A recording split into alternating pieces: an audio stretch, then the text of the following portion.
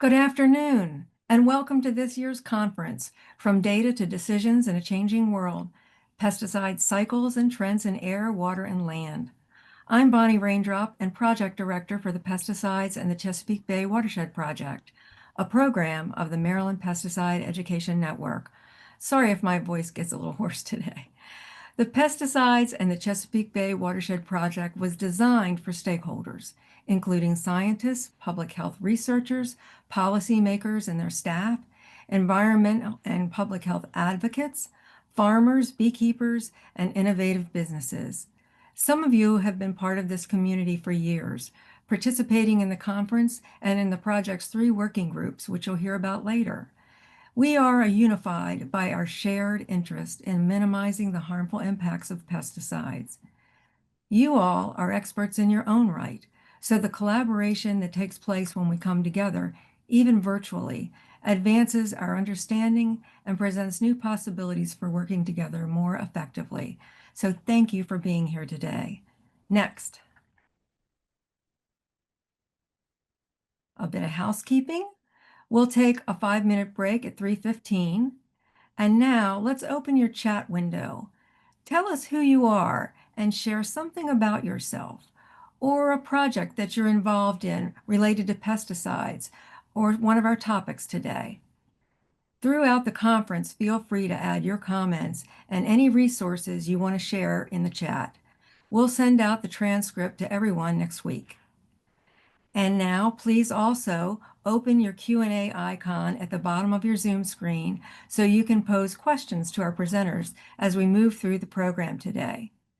Whatever we can't get to answering live, the presenters will write their answers in the Q&A and we'll send that transcript along with the chat and a roster of attendees to help you network in this community. Next. Now, I'm delighted to turn things over to our conference moderator, Dr. Greg Allen. Many of you know Greg, who's been wonderfully moderating and guiding this conference for 19 years now, and also co-leads the project's Research and Data Gaps Working Group. For those who do not know Greg, Dr. Greg Allen blends nearly 4 decades of environmental science leadership with a deep commitment to developed principles and high-performing leaders. Formerly a senior environmental scientist with the U.S. Environmental Protection Agency, Greg has led nationally recognized initiatives in environmental management, laboratory quality systems, and Chesapeake Bay restoration, earning multiple EPA and White House honors for innovation and public service. His scientific work has spanned environmental chemistry, ecological systems, and sustainability governance, while his academic and professional pursuits focus on advancing ethical, evidence-based leadership.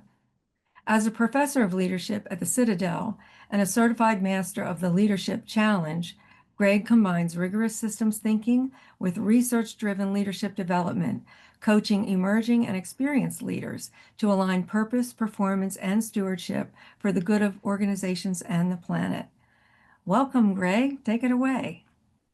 Thank you so much, Bonnie. Thank you. Thank you. And for all you do, Bonnie Raindrop, for organizing an informative and engaging conference every year. Thank you for your work. And this year is absolutely no exception to that. So good afternoon, everyone. Welcome to our 19th annual conference. We're nipping on the heels of our 20th annual conference here next year. We hope you will join us for that. Anytime there's a 0 in the number, we feel like we need to do something special. So next year, we hope you'll join us for our 20th annual conference. So we have a wonderful array of speakers for you today. You will also have a chance to ask them questions. Some of the answers to those questions may come after the conference, but you will have the ability to post questions to our speakers. And we've got some chat questions along the way today to engage you and get to know you a little better. And maybe you'll even make some new relationships during the conference today. So, with that, let's jump right into our foundational work here. Every year, we start off by discussing the values that have guided us and sustained us over these years. We have an incredible array of stakeholders that come together in this project. Bonnie read that list for us, and it's always been something that we have coveted and tried very hard to sustain. And some of these values are what really has made the difference. We need to be respectful to everyone's perspectives and where they're coming from on this issue of pesticide use. We know that there are social benefits that really tie directly to people's livelihoods in the watershed, and we want to be appreciative of that. We want to stay really close to the science, keep our discussions focused on facts and the data that we have at hand. And all together, we come to this project with a shared commitment to a healthy and sustainable bay, an economically prosperous bay, and a healthy ecosystem. So these are our shared values, and we expect that today, through our presentations and our discussions, that we will stay close to these values. Now, another thing that has sustained and made this project so special over the years are our working groups. So we go far beyond just coming together once a year to talk about the latest information around this issue. We have these three working groups that produce valuable and useful work products. And you will hear from all of them today. A little more from the Research and Data Gaps group that has a new report that's going out. But you can see the missions here. You'll get a description of the purposes and missions of these groups: sustainable agriculture, healthy alternatives, and the research and data gaps. We'll get an update later today on some of the work from these work groups, but main point here is that this is one of the aspects of our project that has really helped to make it valuable and viable over the years. We're always looking for people to join these working groups, maybe even to provide some leadership around these topical areas. If you would like to join and help out on any of our working groups, we always are glad to hear from you on that and bring you right into the meetings and the projects and the work of these working groups. All right. Well, that's just some of our baseline work that we need to do as we're kicking off here today. And we want to now get you talking to each other. We want to hear from you throughout the day today. Make this as interactive as we possibly can. So we got a chat question for you.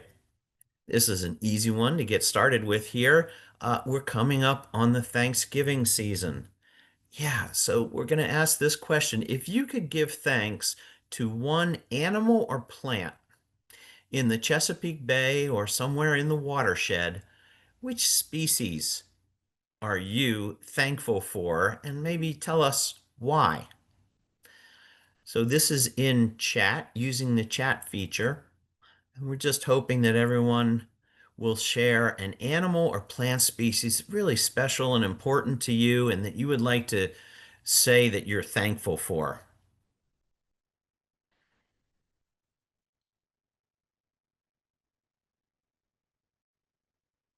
All right, we see some good responses coming in here. Ooh, the American eel, nice. Oysters, gosh, yes, of course. Iconic species for us. Menhaden, oh, absolutely, yes, for being that base of the food web. We're thankful for that. Oh, a few plant species. Oak trees. Oh, the mighty oak. Yes. All right. And Bill Roberts taking it all the way down to the base phyto and zooplankton. Okay, and yeah, we gotta mention our iconic blue crabs. We are so thankful. A little something off the beaten path, toads. Okay. Uh, Not the charismatic megafauna that some others are, but we are thankful for them. We're thankful for all the parts. As Rachel Carson taught us, in nature, all things are connected. So we're really thankful for all the important parts of the system. Some birds coming in here, great blue heron. Wow, nice. I hope you're able to read these. These are wonderful. And it is animals and plant species. Wild turkey, spring peepers. Great. And that is spurring a few questions. So, yeah, if you have questions about these species, you'd like to learn more about them, maybe you can have a little bit of conversation around them. Yeah, here's some charismatic megafauna here, bottlenose dolphins and sea turtles. Yes, maybe seeing a little more of that in the bay system with rising temperatures. Veronica, thank you. The people, the people are important as well. Children, nice. I'm going to go with striped bass. I ran a charter boat out of Annapolis, sport fishing for several years, and gosh, I was appreciative for striped bass. Everyone wanted to put a rockfish in the cooler, and so from an economic perspective, I benefited directly from striped bass. Very thankful. All right. Well, thank you all for participating in that. That's really interesting.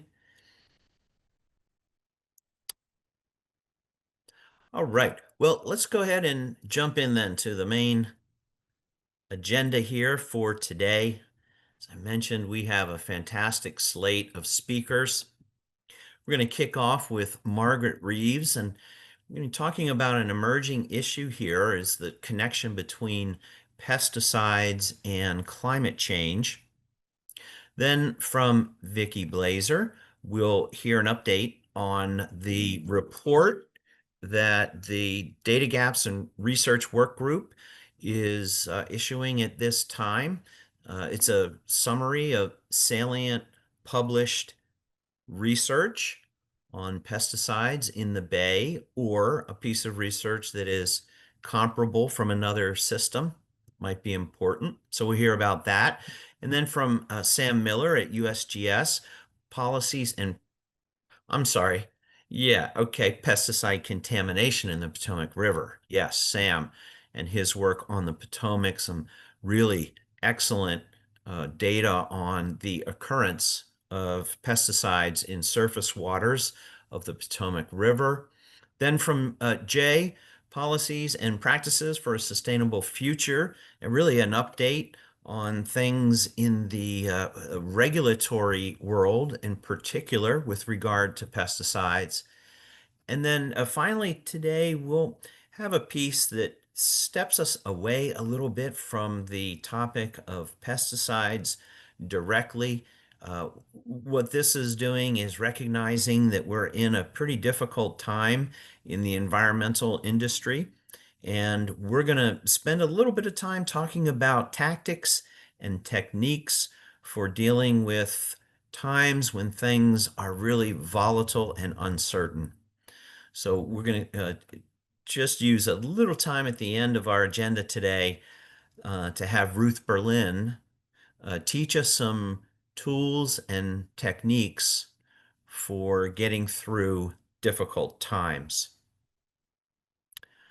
All right. Well, I hope you are excited about this. We have an amazing agenda in front of us. So let's kick it off here with our first speaker. We're really pleased to bring you Dr. Margaret Reeves, the senior scientist for the Pesticide Action Network, PAN, Before Margaret joined Penn in 1996, she spent 9 years in Central America teaching and conducting research in agricultural ecology with a focus on soil ecology. Margaret works in California and at the federal level to promote agroecology and the implementation of sustainable, climate-friendly agricultural practices and policies with an emphasis on ecological pest management. She also continues her work of more than 4 decades now to expose the injustices routinely experienced by the nation's 2 million farm workers and collaborates with partners to promote farm worker rights to a safe and dignified workplace free from exposure to hazards like pesticides. Now, collectively at PAN, their mission is to link farm worker health and safety with a growing movement for a sustainable and socially just global food and farming system. Margaret also served as PAN's representative to the board of directors for the Equitable Food Initiative from 2010 to 2024. That initiative works with stakeholders in the food supply chain for a safe, equitable food system, including drafting certification standards. So, wow, quite an amazing background. And we are so happy to have you with us today, Margaret. Right. Good afternoon. Thank you very much to Bonnie Raindrop for the invitation, and it's a real pleasure to be here. So you've heard my introduction. I also want to recognize that this work is not done in isolation, and I just owe gratitude to my colleagues both at Pesticide Action and Agroecology Network and with the folks that I work with in California and at the federal level. So who we are, Pesticide Action Network, and we are Pesticide Action and Agroecology Network. We are an international network with 5 regional centers around the globe. We work collaboratively at the international level on policies to better protect those most at risk of exposure to agricultural pesticides and to promote those policies that support agriculture that does not depend on the use of hazardous pesticides. And we work autonomously at the national, state, and even local level. We lend our expertise in grassroots science, organizing, and communications to the grassroots efforts to pass those policy changes. So we're very much in support of working with grassroots organizations at all levels. For today's presentation, I'll give a little bit of context about pesticide use in the US. Then I'll talk about pesticide impacts on human health and biodiversity very briefly and introduce how this fits into agriculture, pesticides, and climate change. And one question will be, does agriculture exacerbate climate change or can it actually mitigate climate change? And then we'll talk about some policies to support agroecological solutions. So this graphic is from a 2023 publication, the Pesticide Atlas, produced by the Heinrich Boll Foundation with partners, and we contributed a couple chapters, and this is one of them, about pesticide use in the US compared to around the world. And we see that the US uses more pesticides than any other country or region. They did some great graphics in this. I encourage people to look up the Pesticide Atlas, the original 22 version and then the US version from 23. The top uses are corn, soybean, cotton, big commodity crops, and we'll see more use in a minute. The largest US use is herbicides, and the US alone accounts for about 20% of the global use of glyphosate. In fact, in the US, glyphosate use increased 300-fold between 1974 and 2014 to about 250 million pounds. And that was largely due to the increased use of GE or of Roundup Ready are glyphosate-tolerant GE crops, corn and soy primarily. California uses more than 200 million pounds primarily on specialty crops. That's fruits, vegetables, nuts, but it does so at a rate about 4.5 times the average US rate. So the rate of pesticide application is much greater in California, and California only accounts for about 2 to 3% of the US cropland. So that's a little bit of perspective about pesticide use in the US compared to the rest of the world. And of course, farm workers face the brunt. In the US, there are about 2.4 million farm workers, and they experience a pesticide poisoning incident rate about 39 times higher than that of all other industries combined. The US Environmental Protection Agency registers and regulates pesticide in what we consider a flawed risk-based approach, largely based on data from registrants, much of which is not publicly available. The risk-based approach is not protective. It's based on estimating exposure and mitigating harm with many unfounded assumptions. Just to name a couple, it assumes farm workers work from 8 to 4. It assumes workers have access to the necessary protective equipment and that they use it. It assumes that when there are problems, they can get to doctors if necessary. It goes the assumptions on the risk-based system are many, but that's just a tiny highlight. The problem is likely even worse for lack of reporting systems.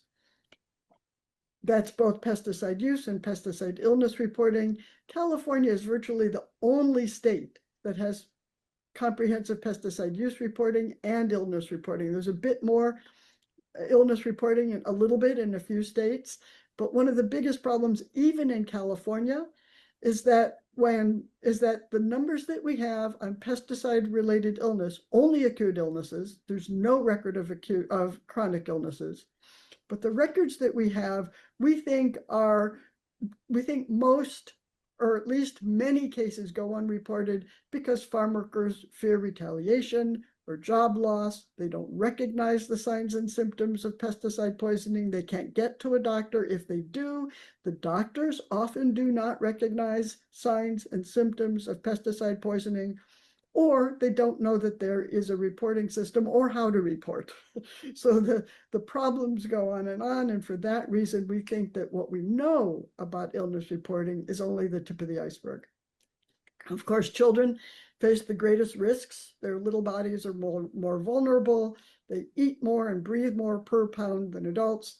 And now, especially in times of climate change, heat stress exacerbates the negative impacts of pesticides on the body.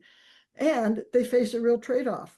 Do you wear protective equipment and risk increasing your body temperature and the risk of heat stress? Do you not wear the protective equipment? And of course, that exacerbates the effects of pesticide exposure. Is the EU system more protective?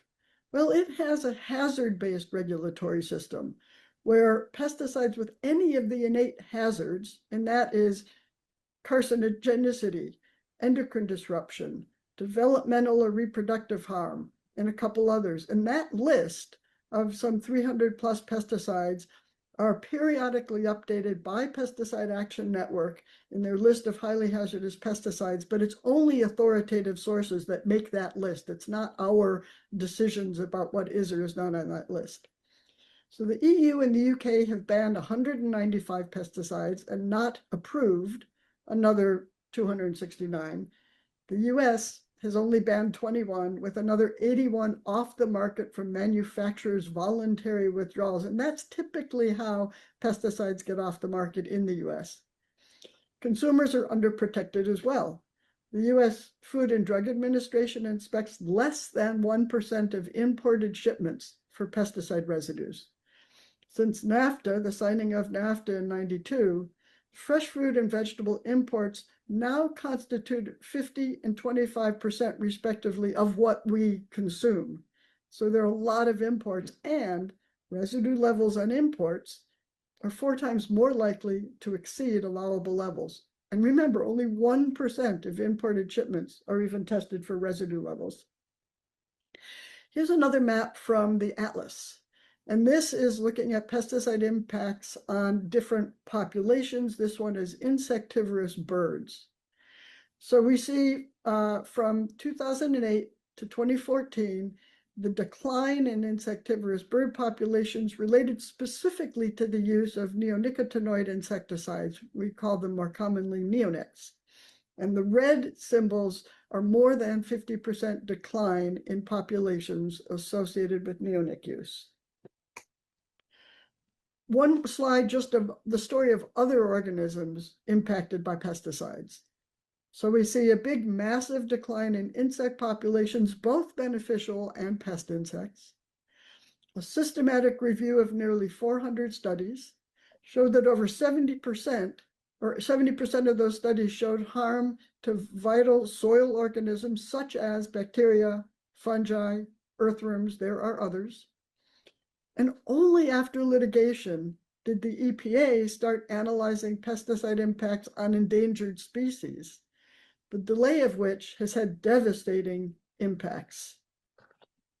Glyphosate, back to glyphosate again, for example, was found likely to harm, injure, or kill 93% of all plants and animals protected under the Endangered Species Act, and adversely modify designated critical habitat for another 759 endangered species. Pesticides and climate change. This was the focus of a 2023 report, and I will show you a graphic from that, but let me just start this by saying that pesticides contribute to many global crises. We've talked about human illness, we've talked about biodiversity, and we will talk more right now about climate change. Pesticides are the linchpin of industrial ag, large-scale monoculture agriculture, in which external forces control the inputs, seeds, pesticides, fertilizers, labor, and the outputs, who grows what, where, to whom do they market, what price do they get, so that these external forces can maximize profits and ignore the external costs to human health and the environment. These agricultural systems cannot function without pesticides. And one of the best stories about this is what we refer to as the pesticide treadmill, in which we have a banquet of food for the pests with large monoscale production, same crop in a vast area, so that pest problems are inevitable. We apply the pesticides. Some of that population of pests survive.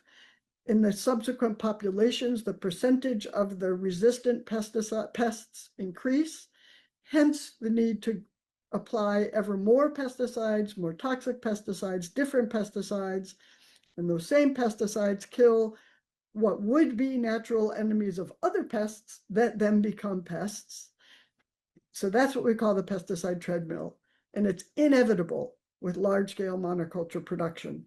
In 2020, 4 agribusiness corporations controlled 50% of global seed sales and over 62% of global agrochemical sales. BASF, Bayer, Corteva, and Sinochem. U.S. agriculture and greenhouse gas emissions. Globally, food systems account for over 1/3 of all greenhouse gas emissions, with 31% of that coming from agricultural production.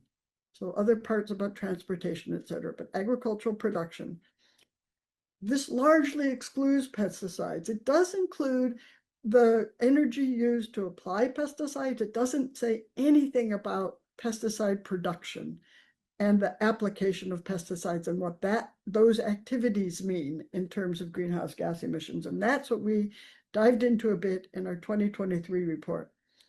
In the US, the agriculture sector, predominantly industrial ag, accounts for 10% of greenhouse gas emissions. The top 3 emissions by mass are carbon dioxide, methane, and nitrous oxide. I won't talk about methane because that's mostly associated with animal production. And we're talking about pesticide use primarily on crops and specialty crops in particular in California, and Florida and other places where most of the farm workers are engaged. Most recent US greenhouse gas inventory between 1990 and 2022. Carbon dioxide emissions increased by 21%, and agriculture emissions of nitrous oxide fluctuated annually, but overall increase of about 2%. Perhaps that doesn't sound like a lot. Agriculture should not be contributing to greenhouse gas emissions, and in fact has enormous potential to mitigate climate change. And that's what we want to promote. So pesticides contribute to greenhouse gas emissions throughout their life cycle, and this is the pieces that have not historically been included. Synthetic pesticides are derived from fossil fuels. Pesticide manufacturing is very energy intensive, in which 1 kilogram of pesticides requires about 10 times more energy to produce than 1 kilogram of nitrogen fertilizers. Granted, we use a lot more fertilizers than we do pesticides by volume, but 10 times more energy use, in addition to the other factors I'll explain, is not trivial. The carbon dioxide equivalent of producing different pesticides. So here we have herbicides. It's about 18 to 27 kilograms of carbon dioxide equivalents per kilogram of herbicide produced. Insecticides, 15 to 19, fungicides, 12 to 29. And again, we see glyphosate, just as an example, but a very important one, where it generates 31 kilograms of carbon dioxide equivalents per kilogram of glyphosate produced. And then there's the application. Fumigant pesticides, such as chloropicrin, can increase nitrous oxide 7 to 8 times. Nitrous oxide is about 300 times more potent than carbon dioxide as a greenhouse gas. Sulfurofluoride, another fumigant, has nearly 5,000 times the potency of carbon dioxide. Now, of the 3 million pounds used annually in California alone, much of it is used for structural fumigation, like you'd see houses tented, and for termite control. But a lot is also used for transport and storage of crops, especially nut crops. California is the biggest almond producer in the country, so sulfurofluoride is used on that as well. And then many volatile pesticides, those that are gaseous or become gaseous, form PM2.5, particulate matter, an important air pollutant, but I won't talk about that in any detail, but also ground level ozone. Ground level ozone, not the good stuff up in the atmosphere, but near the ground, is a very serious greenhouse gas. It has about 1,000 times the potency of carbon dioxide, though it doesn't last very long. But it's also very important because it has serious impacts in communities already impacted by other health hazards. So it impacts people with asthma, people with compromised immune systems, kids who are playing outside, people who are working outside. It also is a very serious greenhouse gas for plant production and considered the most important air pollutant for plant growth. And so next I want to look a little bit about what climate change means for pests and the increase of pest problems. This is a report that an intern did for us in 2021. We expect to see pest insects expand their ranges due to temperature increases and lack of winter killback. We see increased growth rates of weeds and insects, weeds not just from temperatures, but also increased levels of carbon dioxide. We see a shifting interactions or synchronicity between pests and their natural enemies, so that there's some of that natural enemy control of pests is lost. And climate-associated crop stresses decrease the resilience of plants and crops to insect pests. So heat, drought, flooding stresses, for example. And this is the report that we produced in 2023, Pesticides and Climate Change, a Vicious Cycle. So on the left, at the bottom, we see increased pest pressure, as I've just described. We see decreased crop resilience, and we see a decreased pesticide efficiency. At high temperatures, pesticides degrade more rapidly. Therefore, we need to increase pesticide use and hence their contribution to climate change. And so that's why we call this a vicious cycle. In contrast, on the right, we see Agroecological practices like cover crops, crop rotations, intercropping, increasing crop biodiversity, all serve to decrease pest pressure, increase soil health, and crop resilience. Not only the above ground biodiversity that is deliberately increased, but also very important below ground biodiversity increases as a result of the collective application of many agroecological practices. Hence, agrochemical use goes down, greenhouse gas emissions go down, and climate change mitigation increases. A little more detail here on that. So we have agroecological practices reduce pesticide-associated greenhouse gas emissions and sequester carbon in the soil as soil organic matter, and that's a very important component of mitigation. We also see increases in the system's resilience or adaptation. Greater soil organic matter holds more moisture, very important during droughts, and improves infiltration, very important during floods. Increased biodiversity supports abundance of natural enemies and nutrient availability and soil structure, which is very important for both aeration of roots and infiltration of water. And we have diversified production system provides resilience to communities, to economic stress in communities. It supports healthy diets and hence community resilience as well. So now I'm going to show you a couple static slides and then introduce you to this new project produced by the Chem, Food, Ag, and Climate Work Group of the National Coming Clean Collaborative. We collected geographically identified data on the human health and climate impacts of key pesticides along their supply chain, from fossil fuel extraction through formulation, application, disposal, so that we're looking in much more detail about how pesticides impact climate change. The 6 pesticides are listed here. I'm going to show you paraquat briefly, and we just released it on October 21st. There'll be 2 more herbicides, glyphosate and atrazine, the insecticide acephate, the fungicide mancozeb, and the soil fumigant 1,3-dichloropropene. Together with impacted communities then, and again, the story map will show you sort of where we're looking at globally or within the US at impacted communities, we'll develop policy change campaigns to reduce use and greenhouse gas emissions. So paraquat, one of the most toxic pesticides, 1 teaspoon can kill you. Permanent damage to lungs if inhaled, and there's no antidote. Hence, unfortunately, it's been a pesticide of choice for suicide. Any of the things I talk about today, please feel free to ask questions about. Paraquat is linked to serious conditions, including thyroid disease, cancer, impaired kidney function, childhood leukemia. Long-term exposure is linked to Parkinson's disease, and that is the focus of many of the 8,000 and more individuals who are plaintiffs in a number of lawsuits against Syngenta, the primary producer of paraquat.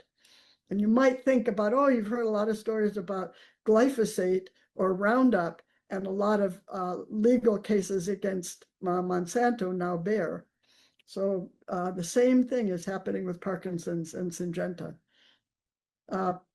Paraquat was first sold globally in 1962. It's now banned in over 70 countries, including China, who owns Syngenta, Sinochem, the Sinochem government-owned company, and the UK, where the paraquat is produced and imported into the US, but it's not banned in the US. There's a long history of activism around paraquat. In fact, it was one of Pan's Dirty Dozen in our first international Dirty Dozen campaign back in 1985. Here again from the story map, a static picture of paraquat use in the US. 2018 is the last year for which the US Geological Survey has presented these data. The blue points are areas from which we got testimonies from farm workers of how they've been impacted, them and their families have been impacted by paraquat. These stories are super compelling. And this is another piece that we're providing that otherwise has not been out there.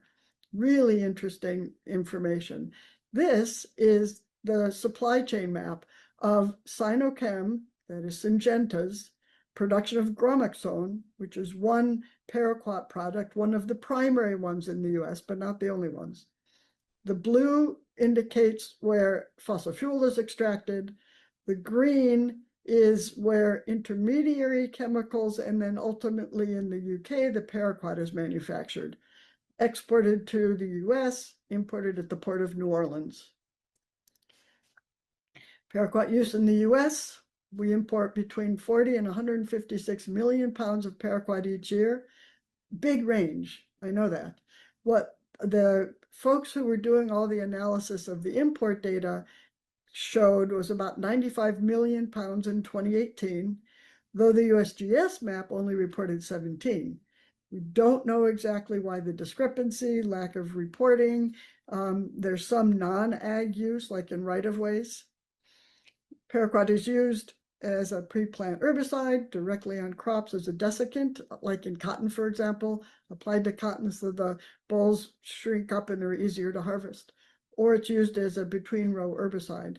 And again, the key crops are corn, soybean, and cotton as big commodity crops, but also several specialty crops.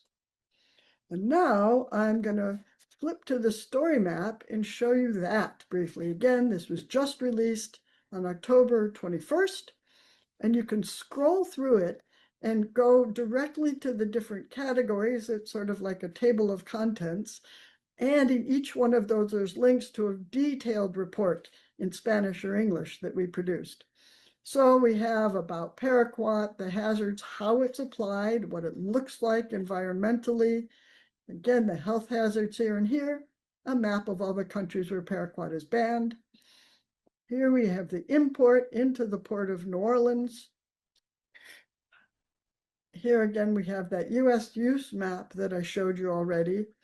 And we show all of these several farm worker testimonies. Very compelling, very interesting. We have industry spin. We've got data showing that Syngenta and others knew full well decades ago about the hazards of paraquat and kept promoting and selling. Here we have the global map that we showed, and then it launches in to the details about all these places along the map. And you can just see quickly some of these countries and locations. I'm not going to stop. I just kind of want to give you a feeling for what this map is all about. And then in the UK, where the paraquat is produced, pyridine from India and methyl chloride from Germany. These are two of the key intermediary chemicals, themselves, of course, requiring much energy for production. Then it's shipped from the UK to the US. And it's shipped to New Orleans. And near New Orleans is one, first of all, then we talk about the impacts on communities. We talked about farm workers. Here we have the callers to the National Response Center have reported paraquat leaking from vessels into the Mississippi River, or leaking from storage tanks. Or here we have a big ISO tank that flipped over. It was carrying paraquat, with it resulting in a massive spill. And then we have one of the facilities in St. Gabriel near New Orleans, which is located in Cancer Alley, which is an 85-mile corridor along the Mississippi River between New Orleans and Baton Rouge, where communities live with the cumulative impacts of about 200 fossil fuel and petrochemical operations.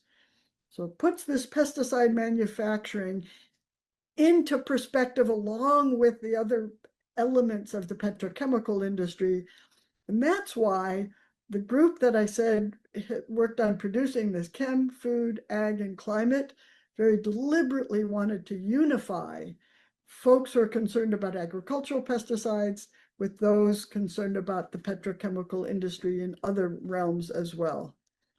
So now then the pesticide story map talks about the pesticide-free farming, and that I will skip for now, and we will go back to this. So we saw the story map. Now the last slide is call to action. Governmental and collective action is needed to avoid the worst effects of the climate crisis on our food and farming systems. We need decisive, measurable action to mitigate climate change and strengthen climate resilience, and agriculture can and should be front and center in these efforts.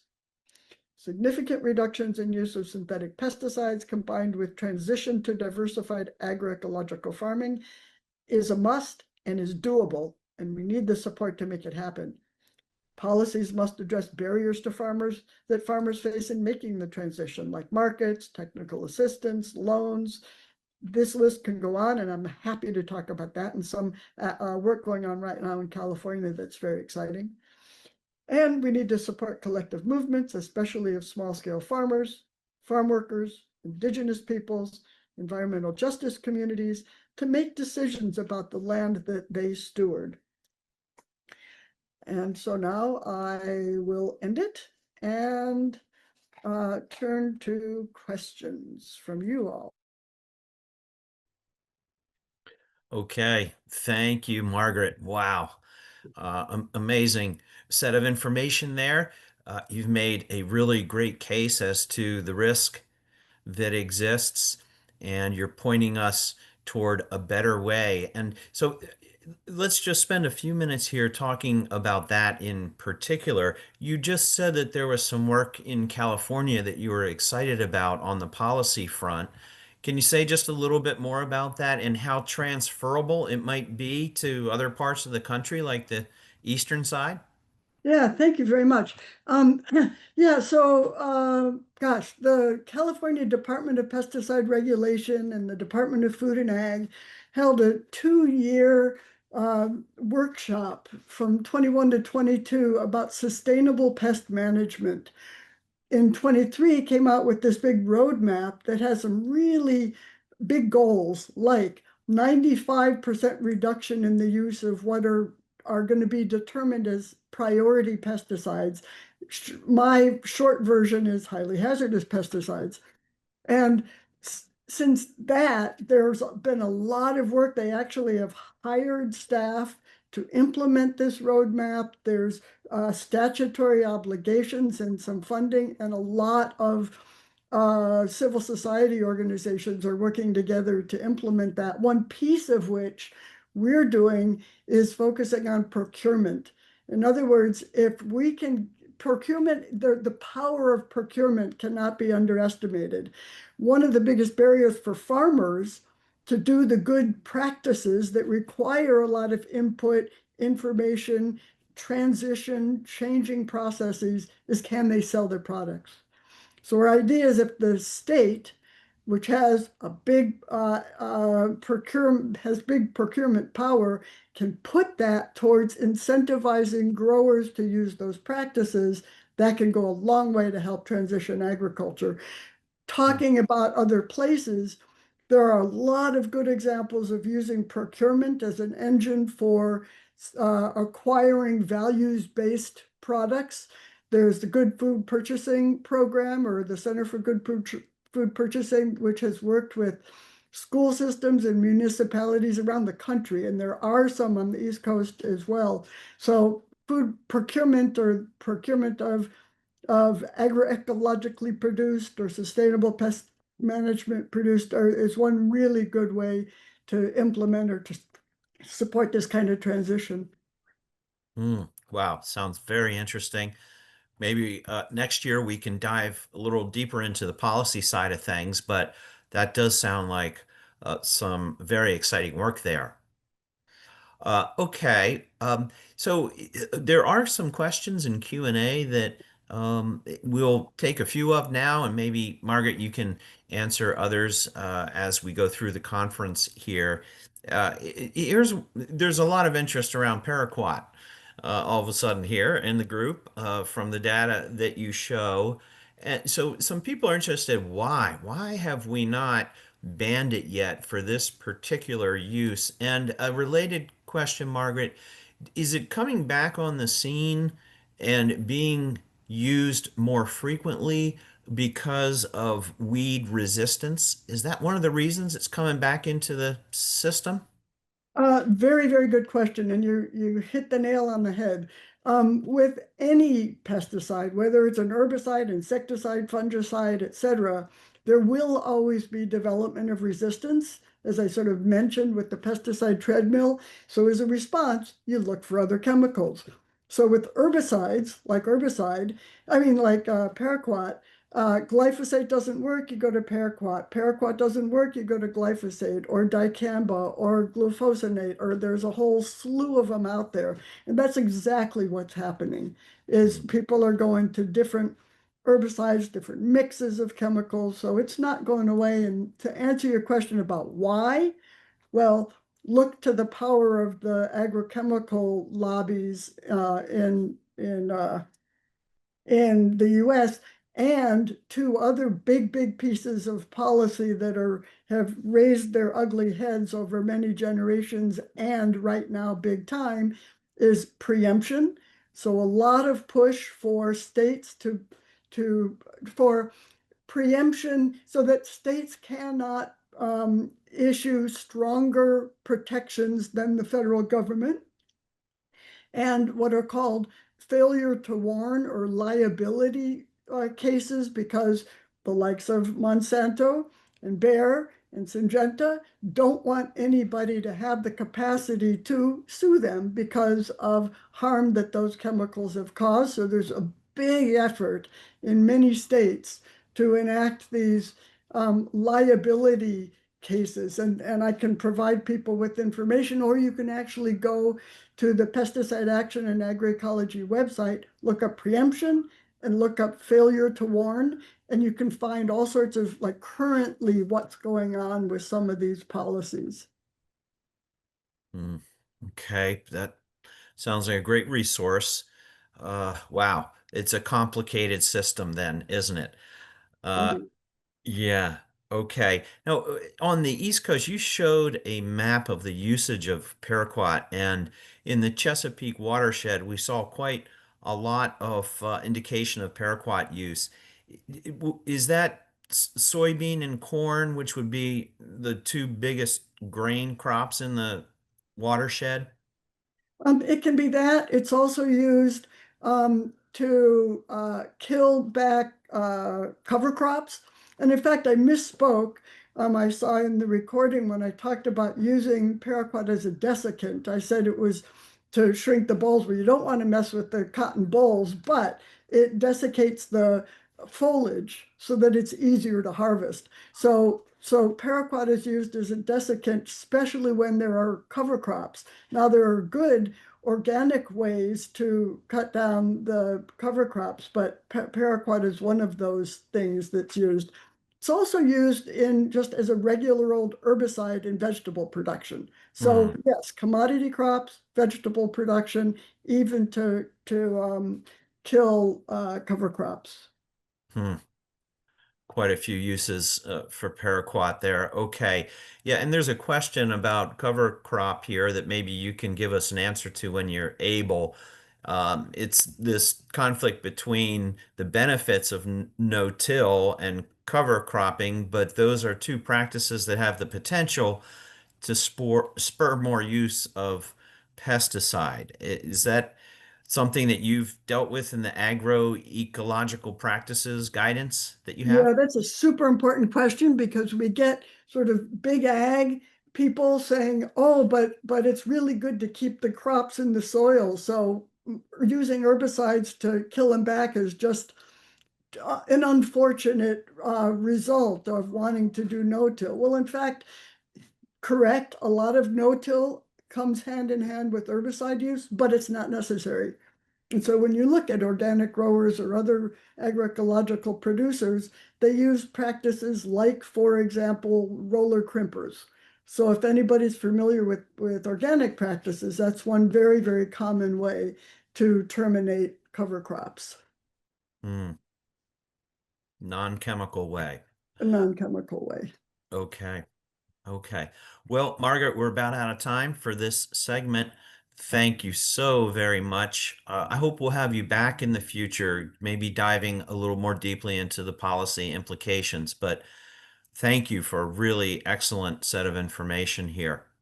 Thank you very much and enjoy the rest of the conference. All right. Thanks. Okay. So moving on here through our agenda for today, I'm going to invite Vicki Blazer to join me. And we're going to give you an update on a report that is coming out of the Research and Data Gaps Work Group. So I will get started here by introducing Vicki to you all. You may know her because she's been a really key participant in this project for many years. So Vicki spent 40 years as a researcher, first for the Fish and Wildlife Service, and then for the U.S. Geological Survey, USGS. She's also been an adjunct professor at the University of Georgia, Penn State, and West Virginia University, where she has lectured and directed graduate student research. Her research has focused on fish and environmental health.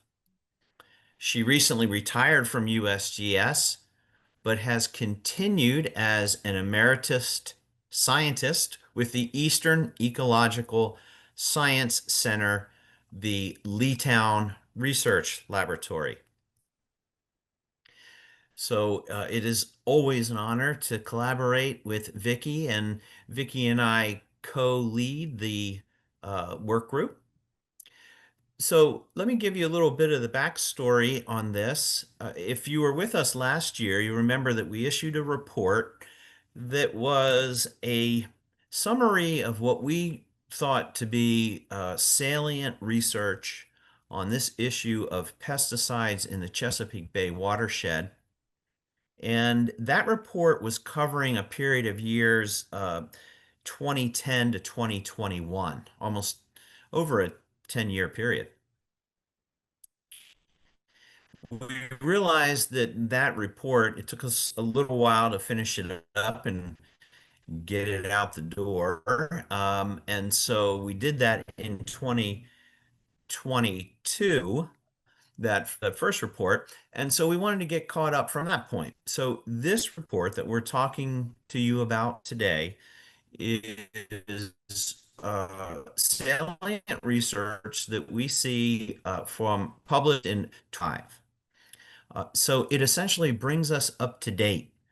And our intention is to now get on an annual sequence with this, where at each of our annual conferences, we'll be bringing you basically annotated bibliographies, summaries of what we see as relevant research, so that we keep our community right up to date on the latest published science. So that was our intention, and this is the report of 2022 to 2025, and then we'll get into that annual rhythm. And we always like to hear from the community about research that you all think is important. So throughout the coming year, if you see some published science that you think is relevant to our shared interests here, please let us know about it, and we will take a look and possibly include it in our annual summaries. All right, so that's what we're up to here. And we then have some findings, and we're bringing to you today some highlights from this 3-year period and some of the research that we see in it. Go to the next slide. Right.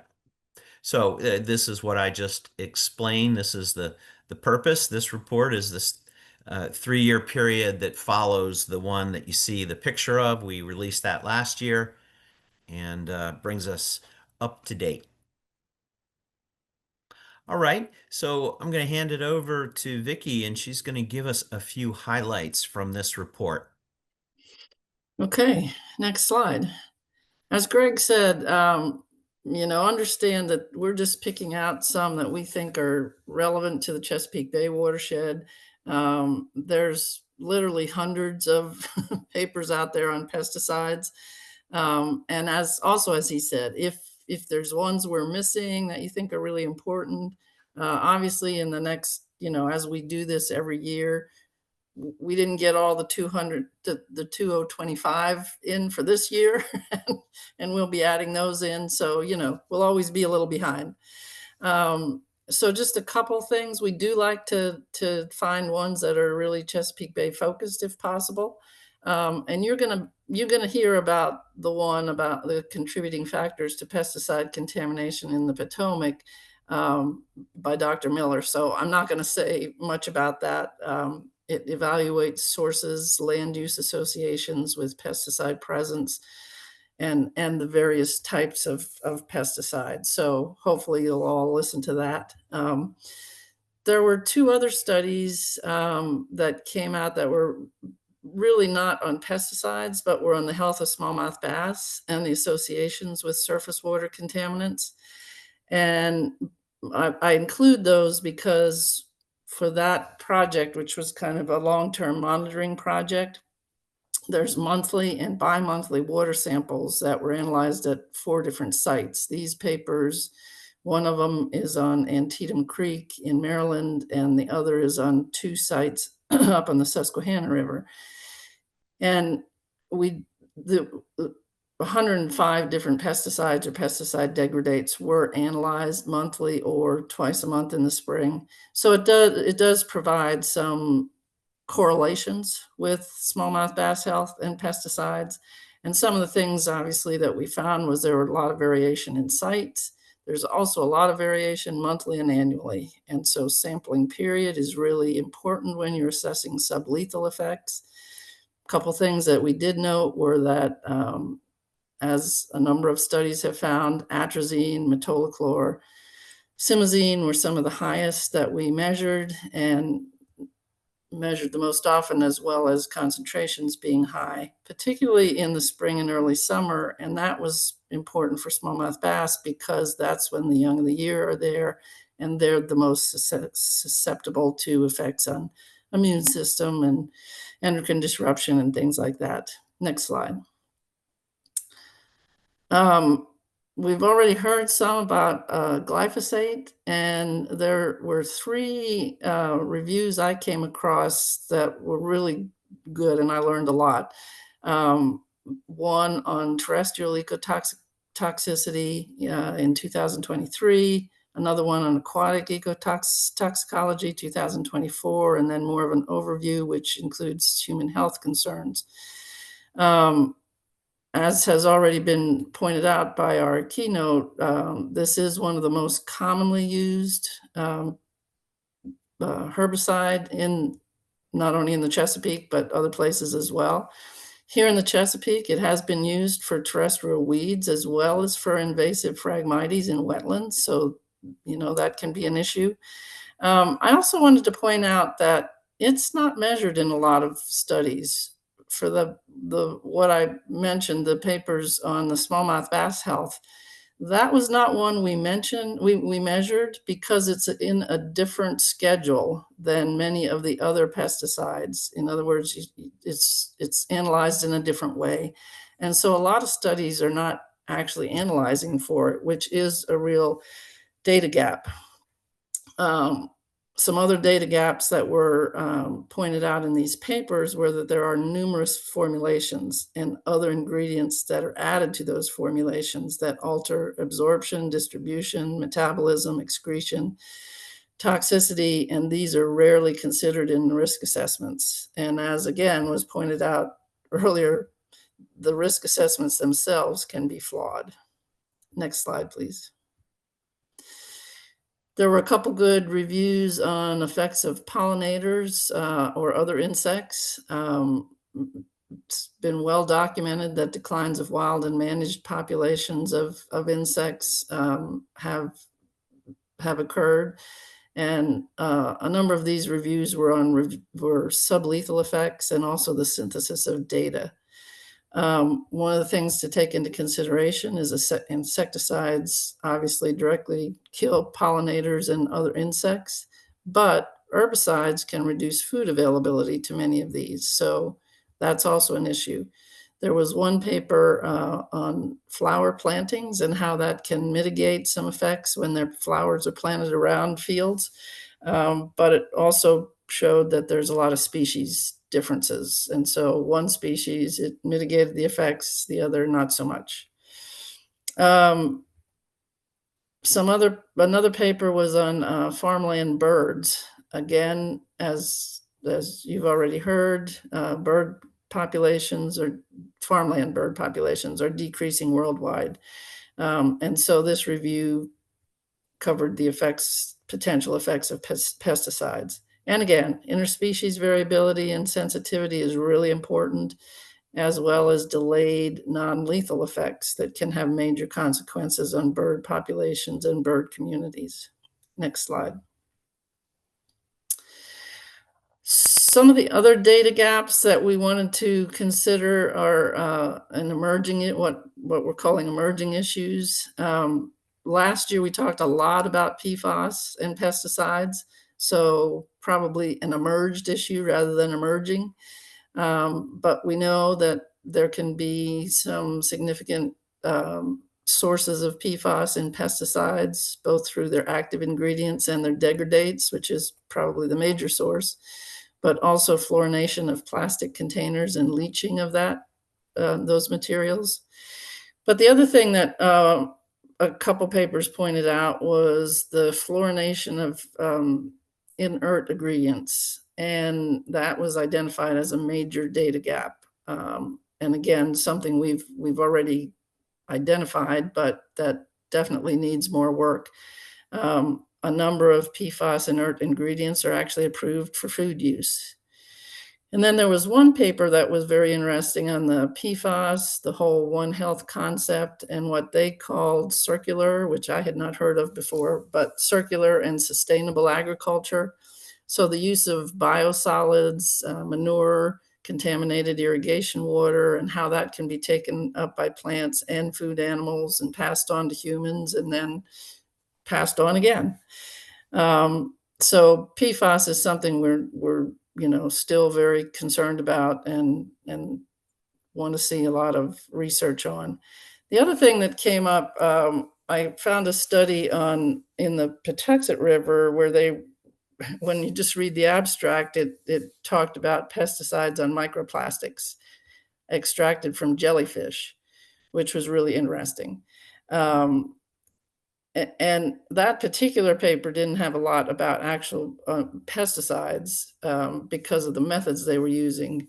But there was a laboratory study that looked at the investigation of absorption of 4 different pesticides on these microplastics. And I think, as most of us know, microplastics has become a huge emerging issue, being found in all our tissues, all throughout the environment.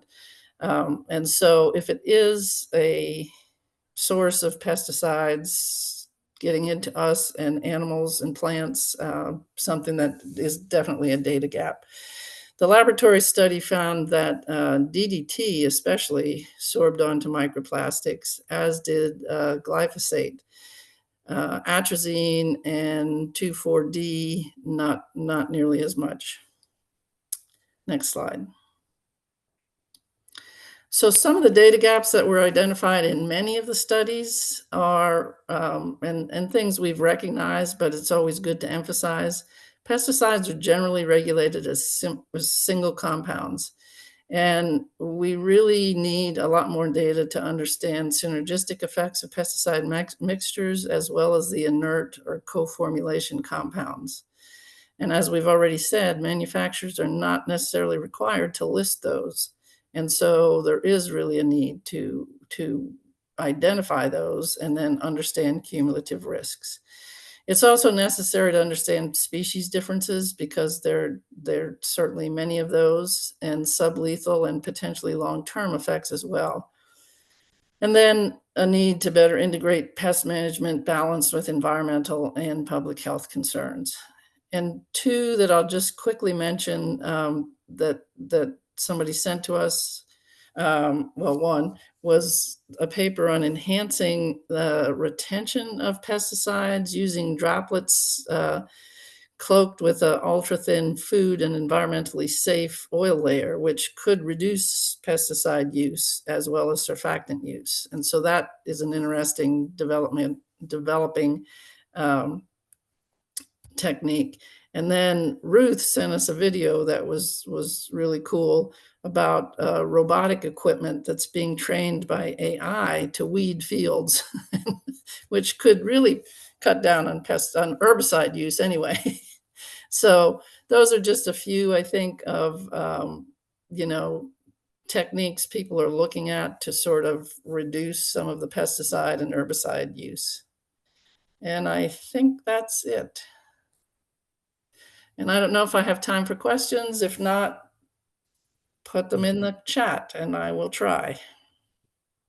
Yes, that's our preference here on this piece, Vicki, is that folks write in their questions and we will respond to them throughout the rest of the conference. So please write those in.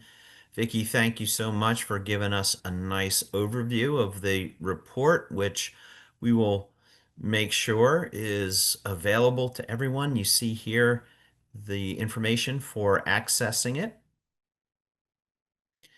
And you'll hear more next year.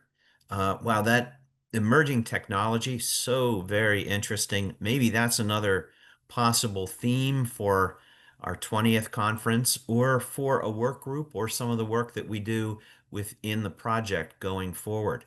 What innovative technologies are out there? All right, thank you again, Vicki. So, moving through our agenda, we have another chat question for you. Something else we'd like to hear from you on. Here's our chat question number 2. What is a small change that you're willing to make that could have a big impact on the environment if everyone did it with you? Yeah, so a small change you're willing to make that could have a big impact if we all got together on it. So we'd like to hear from you in chat on that one as well.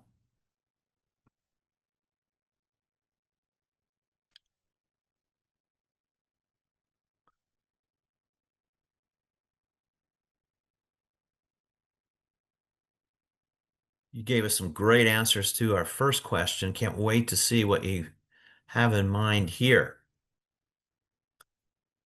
All right, folks talking about their diets. So much of this revolves in a lot of ways around our kitchens as consumers. Yeah, diets and uh, reducing plastics at the point of purchase, wherever we have that opportunity. Boy, in some places that's a rare opportunity. Folks talking about more recycling. Yes, hopefully that includes plastic film. We can find outlets for plastic films at grocery stores. They will take plastic wraps, plastic bags. Composting coming up pretty popular here. And of course, at this time of year, we usually are talking in the community here about organic fruits and vegetables. We're coming up on that holiday season. It's another time for us to make that decision. Usually a little premium involved in it. So we have to have our commitment to making a contribution to this issue by spending a little more for organic.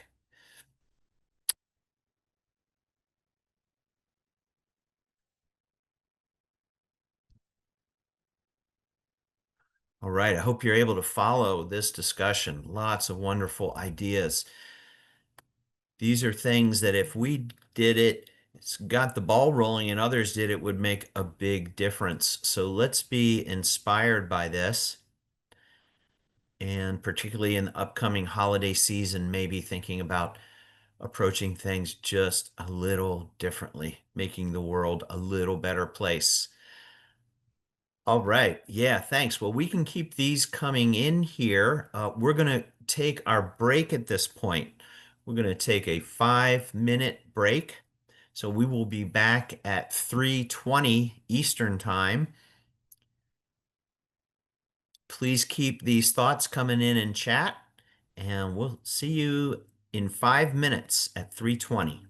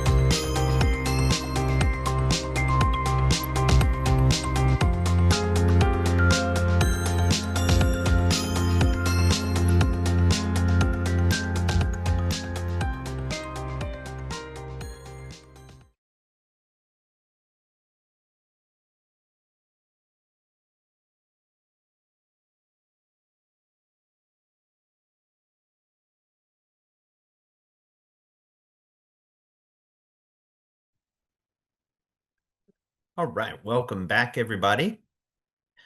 Thank you so much for what you've offered for the answer to chat question 2. Please take a minute and scroll through that and be inspired by some ideas from your colleagues. Art got us started. Art Milholland got us started with a commitment to not eat bacon. And boy, now that's commitment. That's true commitment. Art, I'm gonna endeavor to join you on that. Not sure I can go to 0 on that one, but wow, lots of good ideas in there. Collectively, things that we can do together and practice as a community that will help in a number of issues. Some we've already talked about today, things like microplastics and the use of pesticides, also climate change. All right, well, thank you again for your ideas and inspiration. All right, well, we're going to move on now to our next presentation. I'm very happy to introduce to you Sam Miller. Sam joined the U.S. Geological Survey's Virginia and West Virginia Water Science Center in 2021 as a hydrologist. His research focuses on watershed scale practices that influence downstream hydrologic responses across urban, agricultural, and natural environments. He's particularly interested in how human activities affect water quality and ecological health. His current projects include regional and national studies on pesticides and per and polyfluoroalkyl substances, PFAS, as well as investigations into factors influencing aquatic macroinvertebrate health in the city of Roanoke, Virginia. So we welcome Sam. Take it away, Sam. Hello, my name is Sam Miller. I'm a hydrologist at the USGS Virginia and West Virginia Water Science Center. I'd like to thank this conference for letting me present recent research that my colleagues and I have completed. In this study, I'll show you how we applied a wastewater model to predict pesticide concentrations in the Potomac River Basin. And then using a sampling campaign, we validated the model and identified dominant sources of pesticides. And then finally, we'll wrap up with results from a more recent study looking at long-term imidacloprid trends from a national network. But before I get started, I just want to acknowledge all the help I got from my outstanding team of collaborators. It was a real honor and privilege to work with such wonderful scientists. I also want to acknowledge the USGS programs that funded this research. So I'll first present how pesticides can be sources of wastewater, and then introduce our accumulated wastewater model. And then I'll show you results from this model that were recently published in 2 journal articles in which both pesticides and PFAS concentrations were predicted from accumulated wastewater.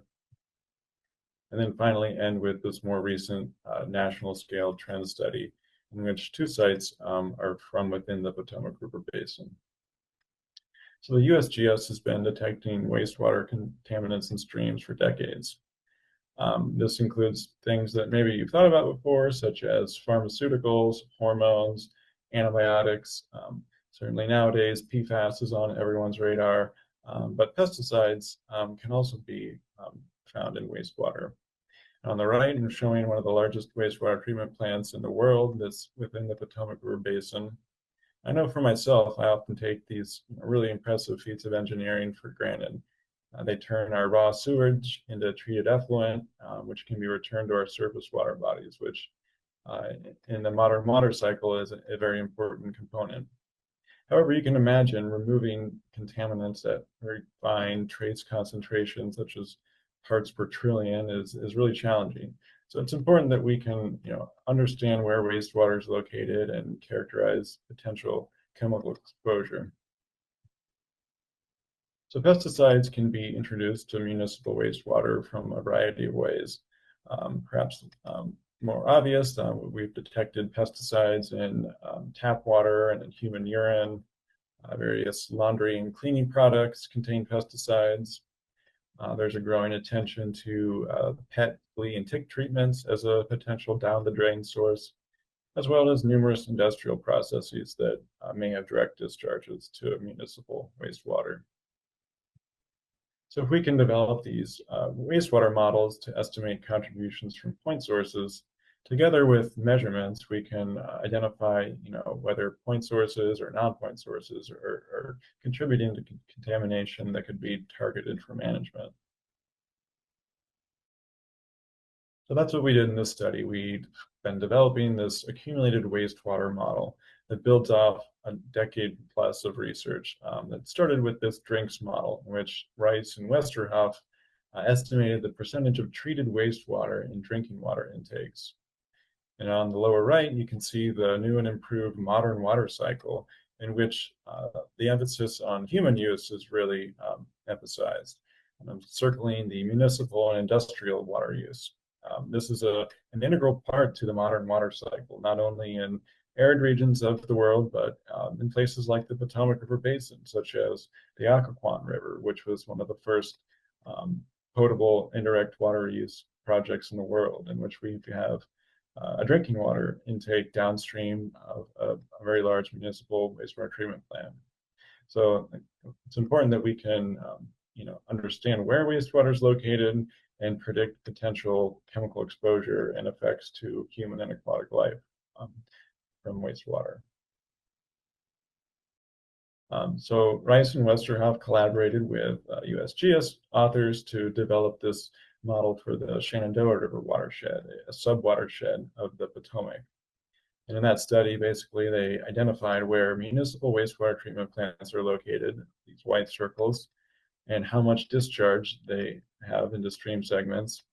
And then with that information, we can calculate the accumulated wastewater percentage and take that one step further and predict contaminant concentrations. That study was recently expanded to include the entire Potomac River Basin and included both municipal and industrial wastewater.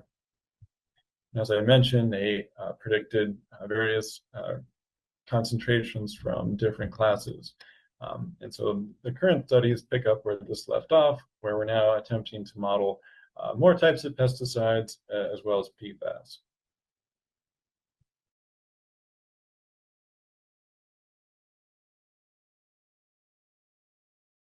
So as I mentioned, we conducted a comprehensive monitoring effort during the summer of 2022, during low flow conditions when accumulated wastewater percentages would be highest. As you can see in this map, we collected samples from all over the basin, from the forested headwaters to the developed coastal plain.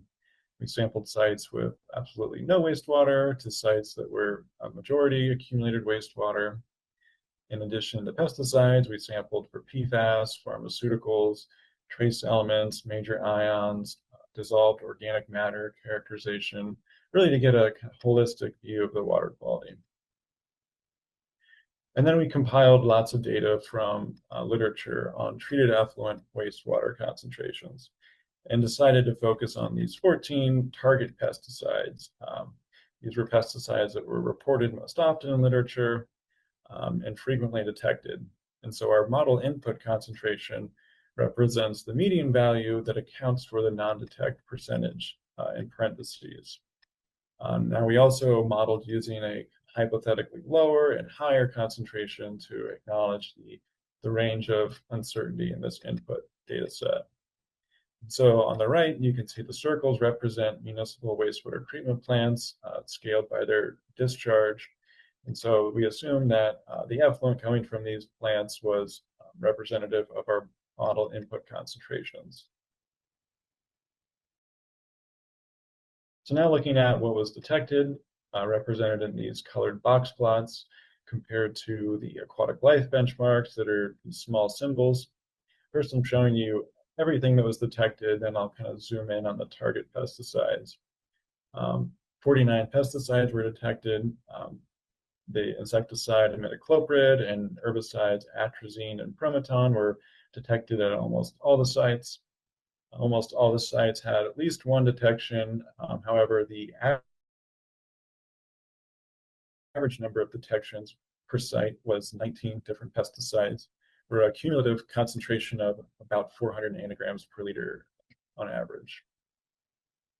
Also wanted to highlight that 10 of the detected pesticides are technically PFAS within some jurisdictions of the Chesapeake Bay, meaning that they have a fully fluorinated carbon atom. This includes the insecticide fipronil and its degradants. So yeah, the presence of this strong bond may allow these chemicals to persist in the environment for longer periods. All right, so zooming in on these target pesticides, fortunately, most of the detections were orders of magnitude lower than any aquatic life benchmarks. However, I will note that 2 insecticides frequently exceeded these benchmarks, Imidacloprid as well as fipronil. So now showing how our measured mints compared to our predicted concentrations. We can see that there's a variety of fit denoted by the Spearman correlation depending on the pesticide. However, most of the predictions using the median input represented by these colored symbols is below this diagonal 1-to-1 line and points to other landscape or non-point sources. The smaller triangles represent hypothetical predictions using higher or lower model input concentrations, but on average, our predictions were about 10% of our measurements and highlight the role of other non-point sources. So to look into the non-point or landscape sources, first we looked at this really valuable data set that the USGS produces on estimated agricultural use. We found that agricultural use of pesticides was significantly correlated to the herbicides, atrazine, metolachlor, simazine, and insecticide clothianidin. However, in general, most fungicides and insecticides were more related to indicators of developed land use. And this is challenging because we do not have any accurate non-agricultural pesticide use data sets to further evaluate spatial patterns. However, you can see from our data that we detected significantly higher concentrations of fungicides as well as insecticides in developed watersheds. So we really wanted to kind of tease apart this developed versus wastewater signal. And we found that our ancillary water quality, primarily this organic matter characterization, was particularly helpful. So using this principal component analysis, you can see in this wastewater quadrant, we see things like the accumulated wastewater ratio, the optical brightener signal, which is an organic matter characterization. You see things like the pharmaceutical concentrations. Whereas in the developed quadrant, we see things like developed land use, refined fuels as an organic matter characterization, more indicative of just general urban runoff. We see that the herbicide simazine was more closely related to agricultural use, and a few pesticides didn't really show any particular dominant use. However, I should emphasize that all these pesticides have both agricultural and non-agricultural use. And it just happens with our data set that these were the dominant sources identified. And it's possible in other parts of the country or Chesapeake Bay, you might find different patterns. So to evaluate potential risk to invertebrates, we calculated a cumulative toxicity quotient. We did that by dividing the measured concentrations by the chronic benchmarks for all detections at each site. And so a value over 1 indicates potential risk to chronic exposure. And you can see on the y-axis, this extends far beyond 1. And the majority of sites appear to be at risk to chronic exposure. This is primarily driven by the presence of imidacloprid as well as fipronil bifenthrin. And I just want to highlight this important study that came out last year from USGS that synthesized a decade of studies that concluded that there's multiple lines of evidence that point to pesticides as stressors to invertebrates in several regions of the United States. When we think about our impaired streams, many of them are impaired because they lack healthy invertebrate communities. They require management plans. and implementation plans that do not address pesticide contamination when present may fall short of these efforts to improve these communities. So real quickly, I want to highlight the results from our PFAS measurements. Overall, we see a significant positive relation between accumulated wastewater and total PFAS measured. However, there's some notable exceptions pointed out. These sites all have presumptive PFAS sources, such as airports, fire training facilities, military sites, landfills, as well as just urban watersheds that have a history of urban chemical use, including pesticides. And while we worked on the PFAS and pesticide study independently, I just want to highlight that these chemical classes often are occurring in mixtures. And I encourage you to check out some of the previous recordings from this conference that highlight the role of PFAS and pesticides. PFAS are added directly and indirectly to our pesticides for their surfactant properties. The US EPA detected high concentrations of PFPEA, PFHXA, and PFBA in the rinsate of these fluorinated containers that contain pesticides. In Maryland, studies have detected high concentrations of PFAS in mosquito spray. So there's a potential that the application of pesticides could be a source of PFAS into the environment as well. So for more information on these studies, I encourage you to read the papers, but if you're more of a visual learner, we've created these interactive maps to explore the results of our model. So in this map, you can zoom around and click on different circles, which represent stream gauges and wastewater outfalls. And so on each stream gauge, you can see how the stream flow compared to the accumulated wastewater ratio, and toggle different layers to look at things like predicted pesticide concentrations or PFAS concentrations. All right, now to shift gears and talk about our recent trend study on imidacloprid. By many accounts, this was the most popular insecticide used in the world in the last couple decades.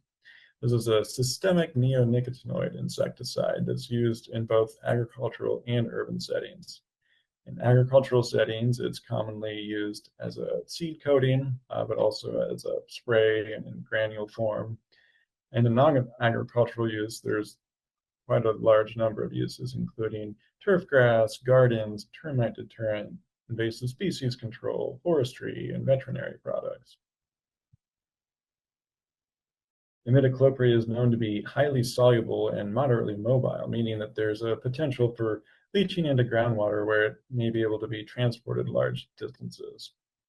And in previous studies, they've found that actually a pretty small percent of the active ingredient of these seed coatings is actually taken up by plants, leaving the majority of the active ingredient available for transport.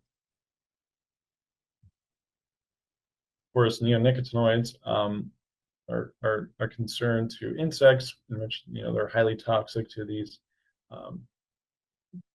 non-target species, including bees. There's also a growing concern that neonicotinoid mixtures may have harmful effects to aquatic insects like macroinvertebrates.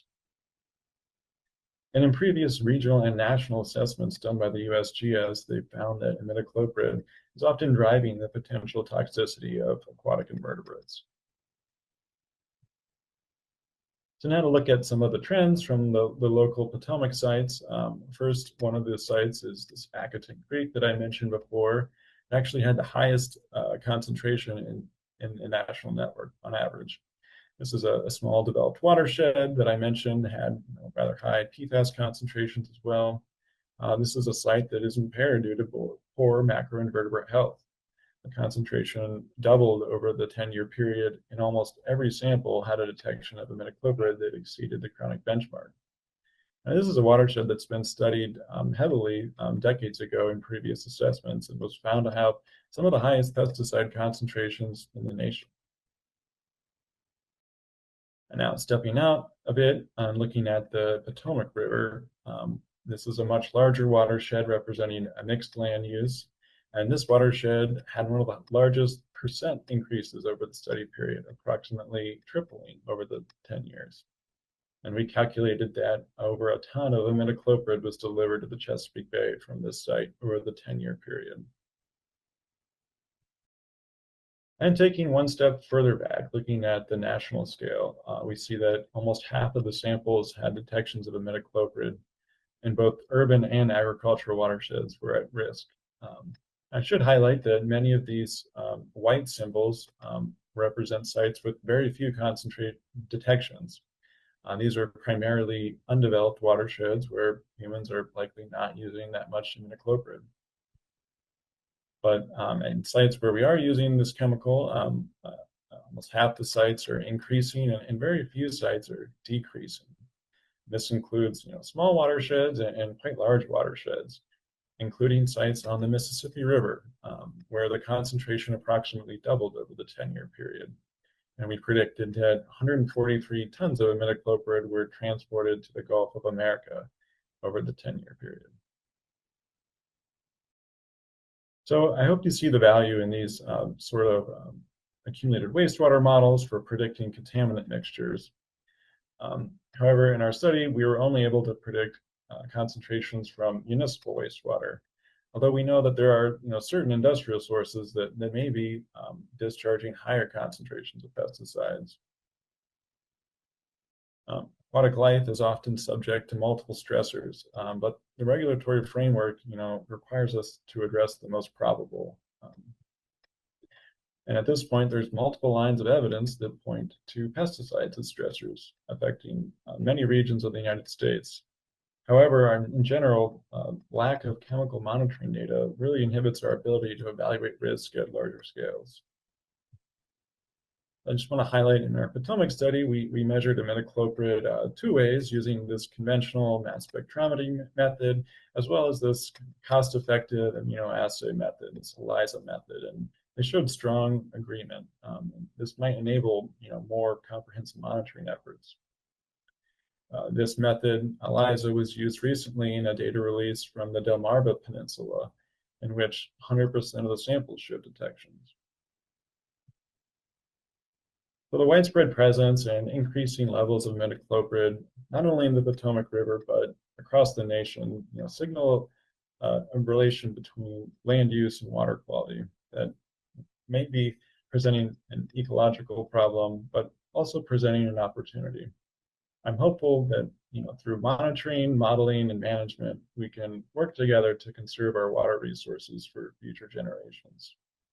And with that, I'd like to thank you for your attention and happy to answer any questions.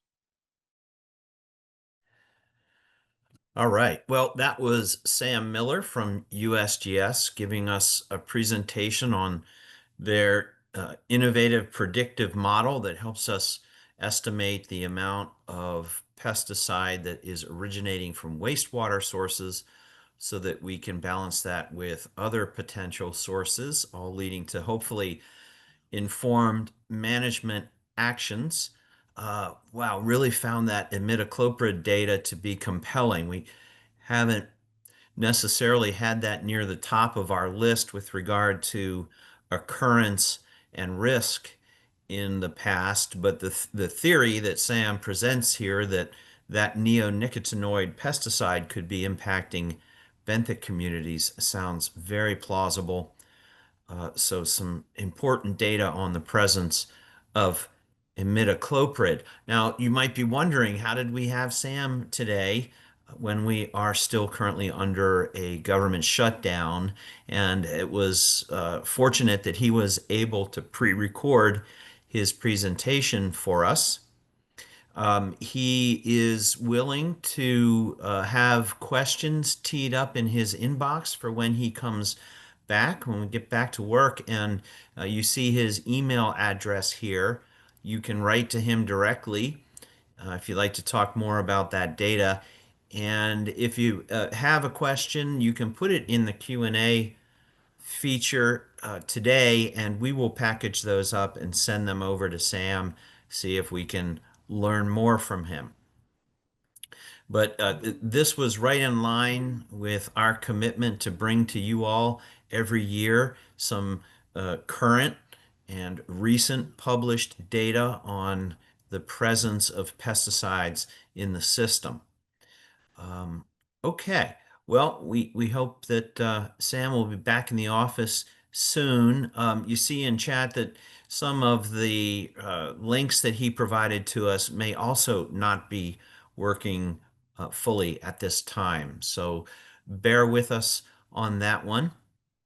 And we're very thankful to Sam for bringing us this current information. All right, well, we're moving right on through our agenda here, and we're up on our piece that is our work groups, and we're going to hear from our work groups now. You heard a little bit from Vicki and I, so we won't be offering a whole lot more, but we do want to hear from our healthy alternatives and sustainable agriculture leads. So we're going to start off with healthy alternatives. And I'm going to go ahead and hand it over to Veronica, longtime participant, key member of the team here for our project. So glad to have you today, Veronica. Thank you so much. So good afternoon. My name is Veronica Corella, and I am the Legislative Director for the Maryland Children's Environmental Health Coalition, as well as the co-facilitator of the Healthy Alternatives Work Group. So during the past year, the group met several times and completed the social media toolkits ideas from our last conference. On IPM in schools, per the MDA's request, we produced for and provided to MDA a model IPM system, creating a state template for all counties to ensure Maryland's 1997 IPM in schools law is being properly implemented. So this law requires each school district to adopt and implement an IPM policy, IPM system overview, and an IPM plan.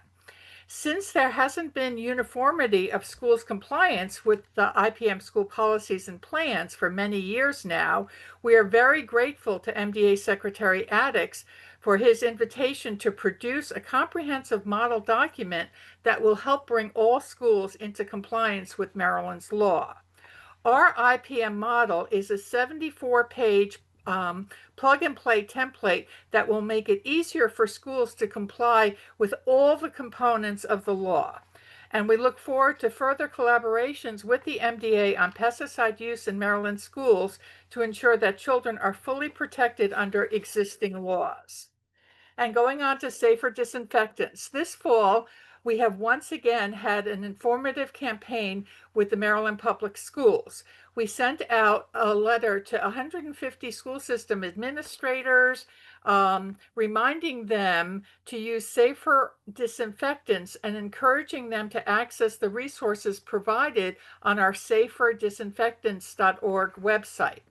We reminded school officials, operations, facilities, and healthcare employees about the need to pay attention to what disinfectants are used in school buildings around our children.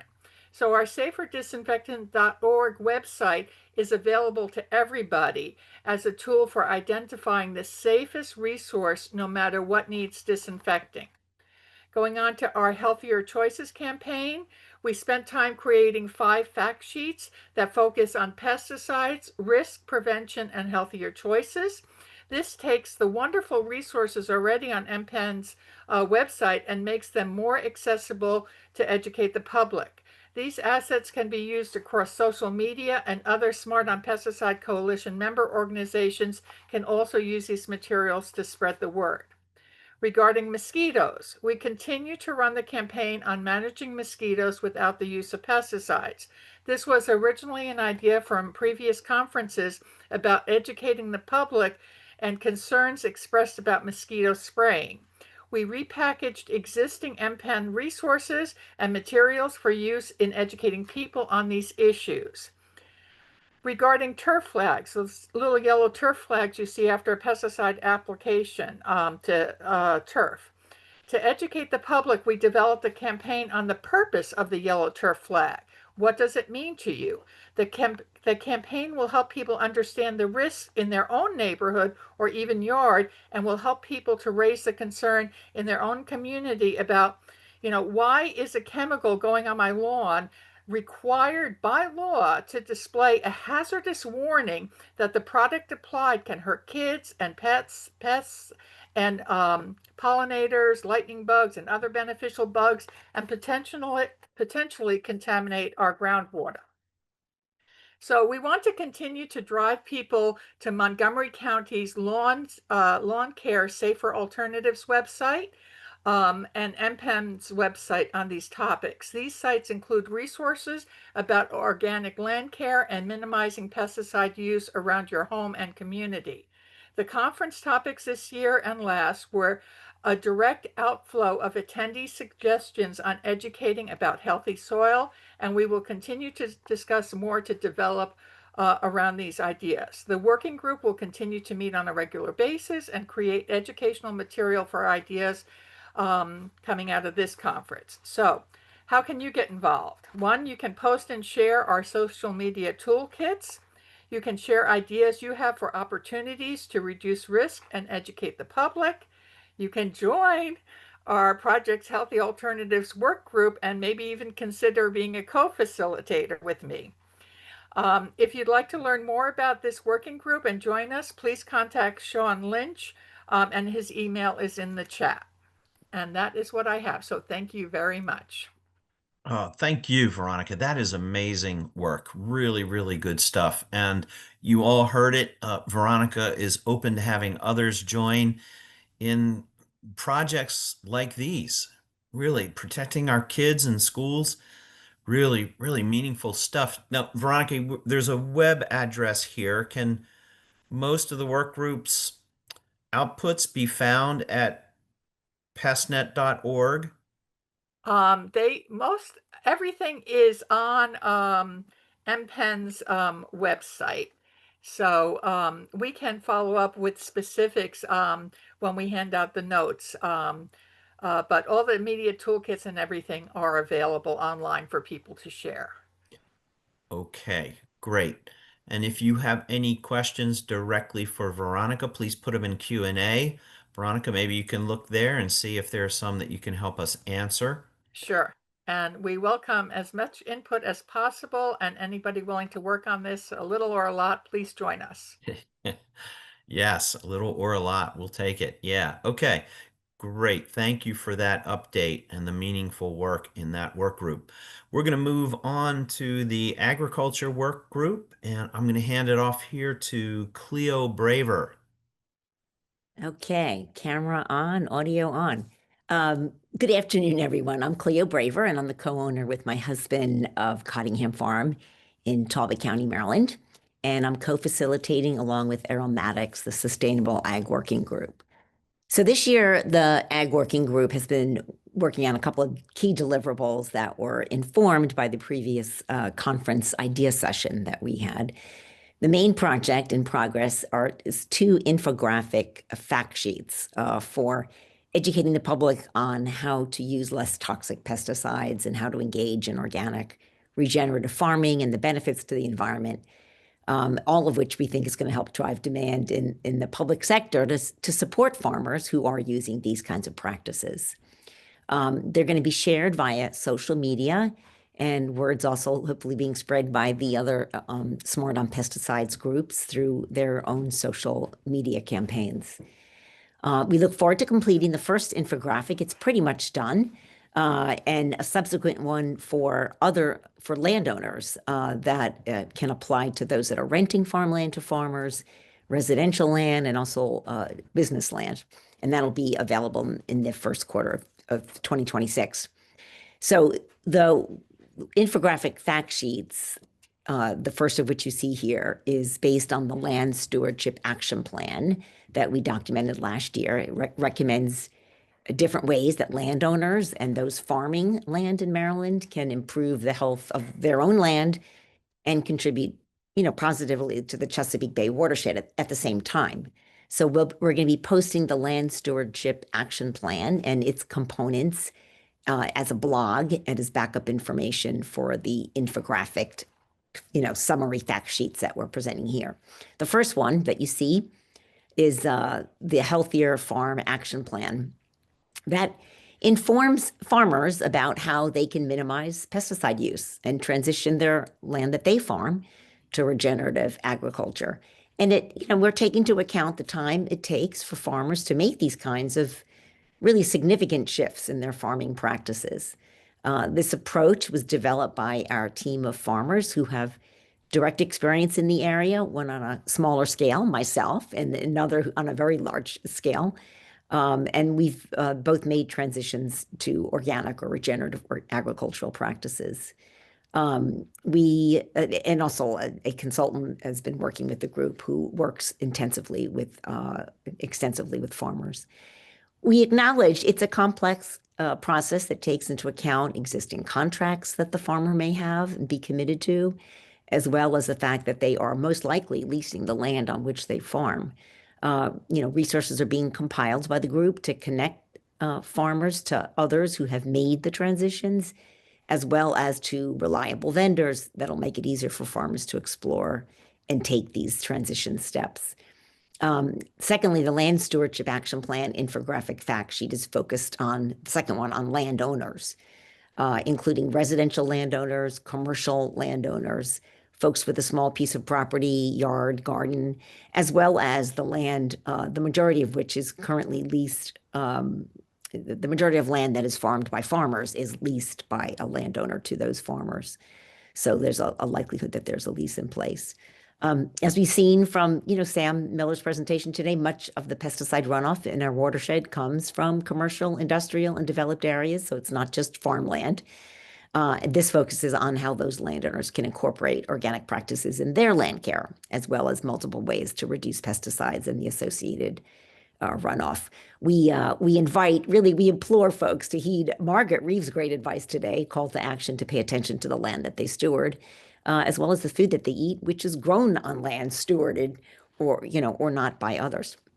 So a huge shout out and thank you to Susan Beal for her great work on the working group, and Steve Kraszewski, without whose knowledge we really couldn't have made these incredible resources available. So we look forward to publishing the Land Stewardship Action Plan blog and distributing these sheets to owners and farmers in Maryland. We're also working on video clips, some of which have been completed with Steve Kraszewski on organic regenerative farming practices. It's a great how-to to help farmers see how these practices are implemented. And again, these ideas were a direct outflow from the suggestion of our previous conferences about educating on healthy soil and organic regenerative agriculture. And we're going to continue to discuss more ways to carry these ideas forward in the coming year. This is a good place to share your own expertise in farming and learn from the rest of us about regenerative practices and other topics related to farming and how it impacts the Chesapeake Bay watershed. So look for an invite to join at our next virtual meeting. I think it's scheduled the first quarter of 26. And in the meanwhile, reach out to Sean Lynch if you are interested in getting involved. Fantastic. Thank you so much, Cleo. Just critically important work. We're looking forward to the blog. And so glad that Steve is involved because, man, the story that he has to tell about what's happening on his farm is really fantastic. And also, thank you for reminding us that over a series of a couple of years of our conference, we got a lot of input from our community about what would be helpful and most important. So glad to know that you reflected on that, and some of this is directly a result of that. So wonderful stuff. Thank you very much, Cleo. If you have any questions for Cleo, please put them in Q&A and we'll see if we can get your response. See. All right. Thank you. Thank you. So that leaves us with our third work group here, research and data gaps. And we've already talked to you about our main output, which is this second report, bringing us up to date around 2024-25. The report that we issued last year, the one that covered the period 2010 to 2021, was distributed very widely, and we got quite a bit of coverage in media on that report. Several print media, and then I think it was WMAR TV coverage, a segment on the nightly news about the report. So that was really great. Good work by Bonnie Raindrop and others to get that report well distributed. And we'll do the same for the one that we're finishing right now and delivering to you that brings us up to speed. And then in the future, maybe there is a press release for each of our conferences, and that annual update will become part of the press release. So that is the major work that we have going in this work group. Here also, for sure, we are always open to more participants, or maybe your good ideas about some work activities, some initiatives for us to take that we don't have on the radar yet. So for all of our work groups, you can, I hope, see here the evidence that these work groups really kick out some useful products. And we want to keep that tradition alive here, strengthen it even. Maybe there's a work group that you're passionate about, a topical area for a work group that you're passionate about. Let us know that. Maybe we stand up another work group. In any of those ways, we certainly do invite your input.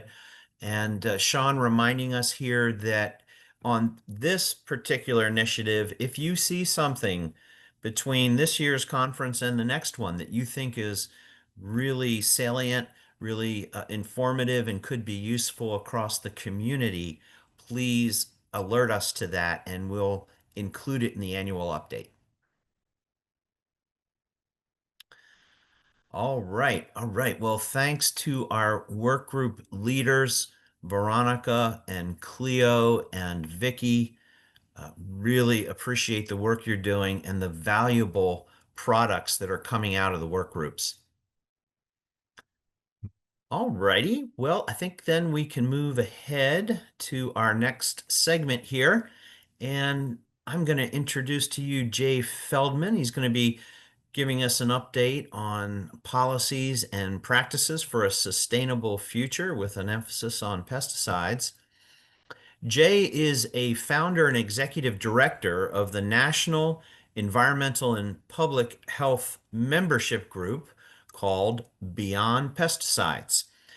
Jay has a 40-year history of working with communities nationwide on toxics and organic policies and practices, addressing agricultural, lawn, and landscape management practices that maintain ecological balance and enhance biodiversity and eliminate toxic chemical use. Jay has successfully fought to remove from the market hazardous pesticides and helped draft pivotal local, state, and federal organic farming law, including the Agricultural Productivity Act, which established sustainable agriculture programs at USDA, and the Organic Foods Production Act, which created the USDA Organic Certified Food Label. In 2010, he was appointed by the Obama administration to a 5-year appointment on the National Organic Standards Board, a stakeholder board that advises on organic and determines allowable materials. And there he served as chair of the Crops Committee. He's a recipient of the Rodale Institute's Organic Pioneer Award in 2021. And Jay has a master's in urban and regional planning with a focus on healthy policy from Virginia Polytechnic Institute and State University. And he has a BA from Grinnell College. So, wow, great bio there. Jay, thank you for joining us again this year, and I'm going to hand it to you for this update. Thank you, Greg. It's a pleasure to be here and have the opportunity to speak on the policy issues. We're all watching Congress carefully these days to see where things will be going. Slide 1, please. Beyond Pesticides was founded in 1981 to identify both the hazards and alternatives to petrochemical pesticides and fertilizers. We bridge farmer, farm worker, public health, and environmental interests. We track the science, maintain databases on adverse health effects from the independent peer-reviewed scientific literature, and advance organic alternatives. We work in communities, assisting municipalities with the transition to organic land management in parks, playing fields, and schools. Next. Rachel Carson is really an inspiration to the organization. The quotes that really pull me into her book and to her thinking is that chemical controls are self-defeating, for they have been devised and applied without taking into account complex biological systems. And that'll be a theme throughout this conversation. And she said we must make wider use of alternatives. Next. In discussing some of the critical policy issues regarding the use, adverse effects, regulations, and underlying legislation, and the adoption of alternatives that are most protective of health and ecosystems, we need to provide some important context. So we're going to start out just mentioning the 3 basic laws that become thematic to the policy conversation here. The first is the Federal Insecticide, Fungicide, and Rodenticide Act, FIFRA, which establishes the registration of pesticides, and then the Federal Food, Drug, and Cosmetic Act, which establishes the residues or tolerances that are allowed in our food, and then the Food Quality Protection Act, which really amended both these statutes and updated them in, wow, it's a long time now, 1996. FIFRA is more of a risk-benefit statute. The Food, Drug, and Cosmetic Act, Federal Food, Drug, and Cosmetic Act, controls the tolerances, as I said, based on a health-based standard that utilizes risk assessment. There are certainly other laws that intersect with pesticides, as you all know, laws governing waterways, drinking water, clean air, toxic substances, and toxic waste. However, it's clear that in the scientific literature and the reviews by the U.S. General Accounting Office, by the U.S. Inspector General, the EPA Inspector General, and the EPA itself, that there are serious limitations in all these laws that are reflected in this list here of issues that come up as somewhat deficient areas of research, areas of oversight. So the conversation begins with what is widely recognized as a law in FIFRA, especially, that does not evaluate fully the mechanisms that cause harm, like chemical mixtures and synergistic effects, and does not evaluate alternatives that may be less harmful or for which there are fewer uncertainties. One of the most problematic limitations is EPA's failure under FIFRA to implement the provisions in the Food Quality Protection Act that requires the testing of pesticides for endocrine system effects. You know, endocrine disruptors adversely affect organ function and are associated with numerous adverse effects, including numerous types of cancer. Endocrine disruptors defy classical dose makes the poison toxicology, with effects at minute doses at critical windows of vulnerability during development. Next slide. Unfortunately, we are not seeing improvements to correct these deficiencies. EPA is continuing to look at evaluating endocrine disruption, but nothing is definite at this point. There are numerous examples, including weakening restrictions. The weed killer used for genetically engineered crop, dicamba, is an example of a chemical that's being continued despite clear adverse effects. And some of you may have heard about EPA recently registering literally 4 new PFAS pesticides. And just the other day is now talking about, or very recently talking about, increasing that to a 5th. We are in an age of deregulation, the elimination of programs, the cancellation of grants. Under the fiscal year 2026 EPA budget, there is a funding change, quote, funding change to eliminate the pesticide program implementation grants program and the pesticide compliance monitoring and enforcement cooperative agreement program, as well as the pollution prevention categorical program. It's really important to know this as we think about what can be done at the state level. Next slide, please. One more bit of important context, the courts. There are two foundational laws and rights that are under attack currently. These laws form the basis of our right to seek redress, the right to know and ensure transparency about harm, and the local decision-making process in our towns, our counties, and cities. These are issues that have been upheld by the Supreme Court. And here are the two key decisions of the Supreme Court, Bates versus Dow AgroSciences, in which the court said Congress surely would have expressed its intention more clearly if it had meant to deprive injured parties of a long available form of compensation. The industry maintains that its compliance with EPA pesticide registration process under FIFRA we discussed earlier should serve to prohibit people from suing them.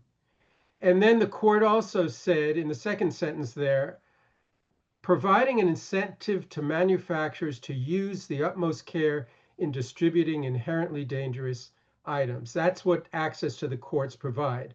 The second decision, landmark decision, Wisconsin versus Mortier, really establishes the rights of local communities, the towns, cities, and counties I mentioned, to adopt standards that are more stringent than federal law. The court said FIFRA does not preempt local governmental regulations of pesticides. States' historic powers are not superseded by federal law unless that is a clear and manifest purpose of Congress. So let's keep this context in mind as we look at what's happening in Congress regarding these two landmark decisions that are absolutely fundamental to the protection of health and the environment. You can imagine that the chemical industry has felt that these interpretations of law are meddlesome and bothersome to their bottom line. They address the upholding of local authority to restrict pesticides in the Mortier case by going to state legislatures and getting the states to actually preempt local authority. They were not able to preempt local authority in the state of Maryland, and 5 other states. And thus we have the Montgomery County ordinance restricting pesticides on public and private property. And on the question of compensation, you've all heard about the Bayer-Monsanto cases in which the company has lost to the tune of billions of dollars in jury verdicts on glyphosate Roundup.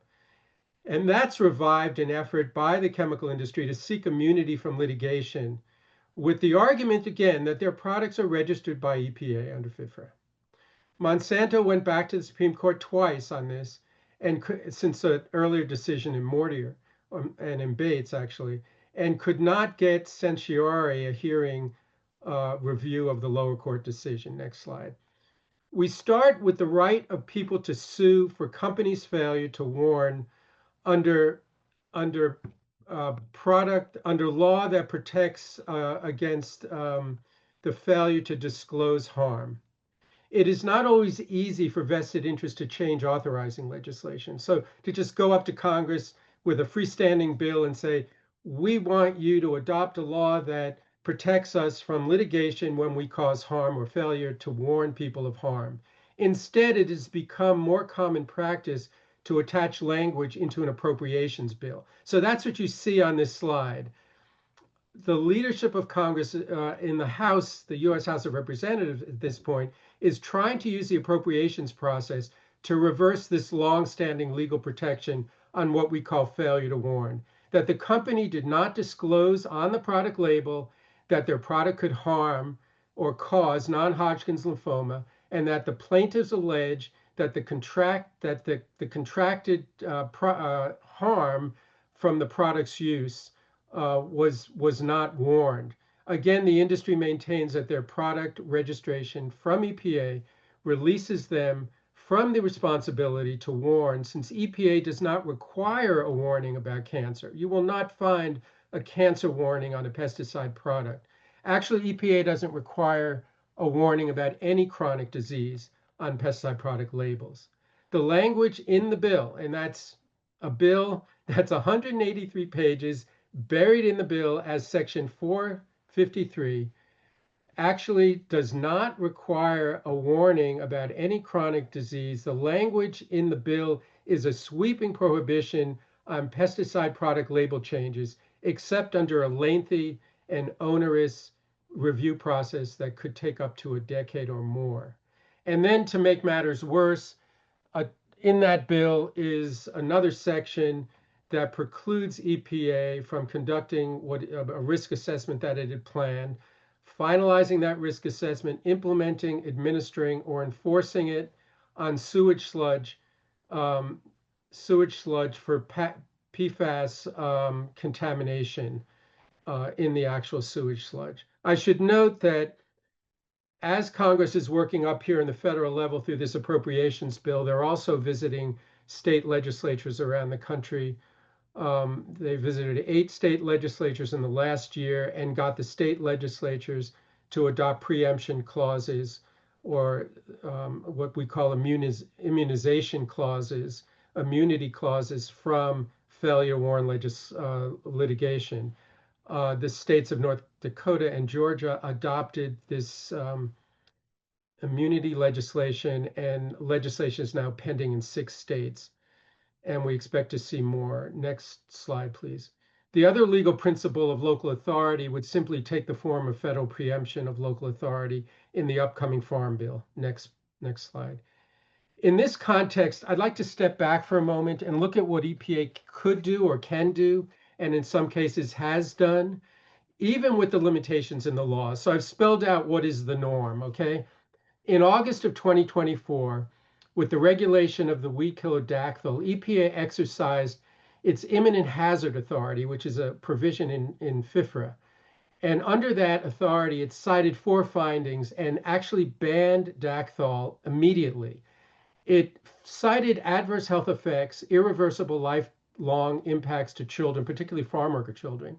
It found that there were no practical mitigation measures, meaning no matter what they did to change the product label, no matter what restrictions they put on this, they couldn't adequately control it to protect kids. They also found that there was a prohibition of the continued use of existing stock. So they made a finding that this thing was so dangerous that they had to stop continued use immediately. And then the finding I really want to talk about here is the finding that there are alternatives. Next slide.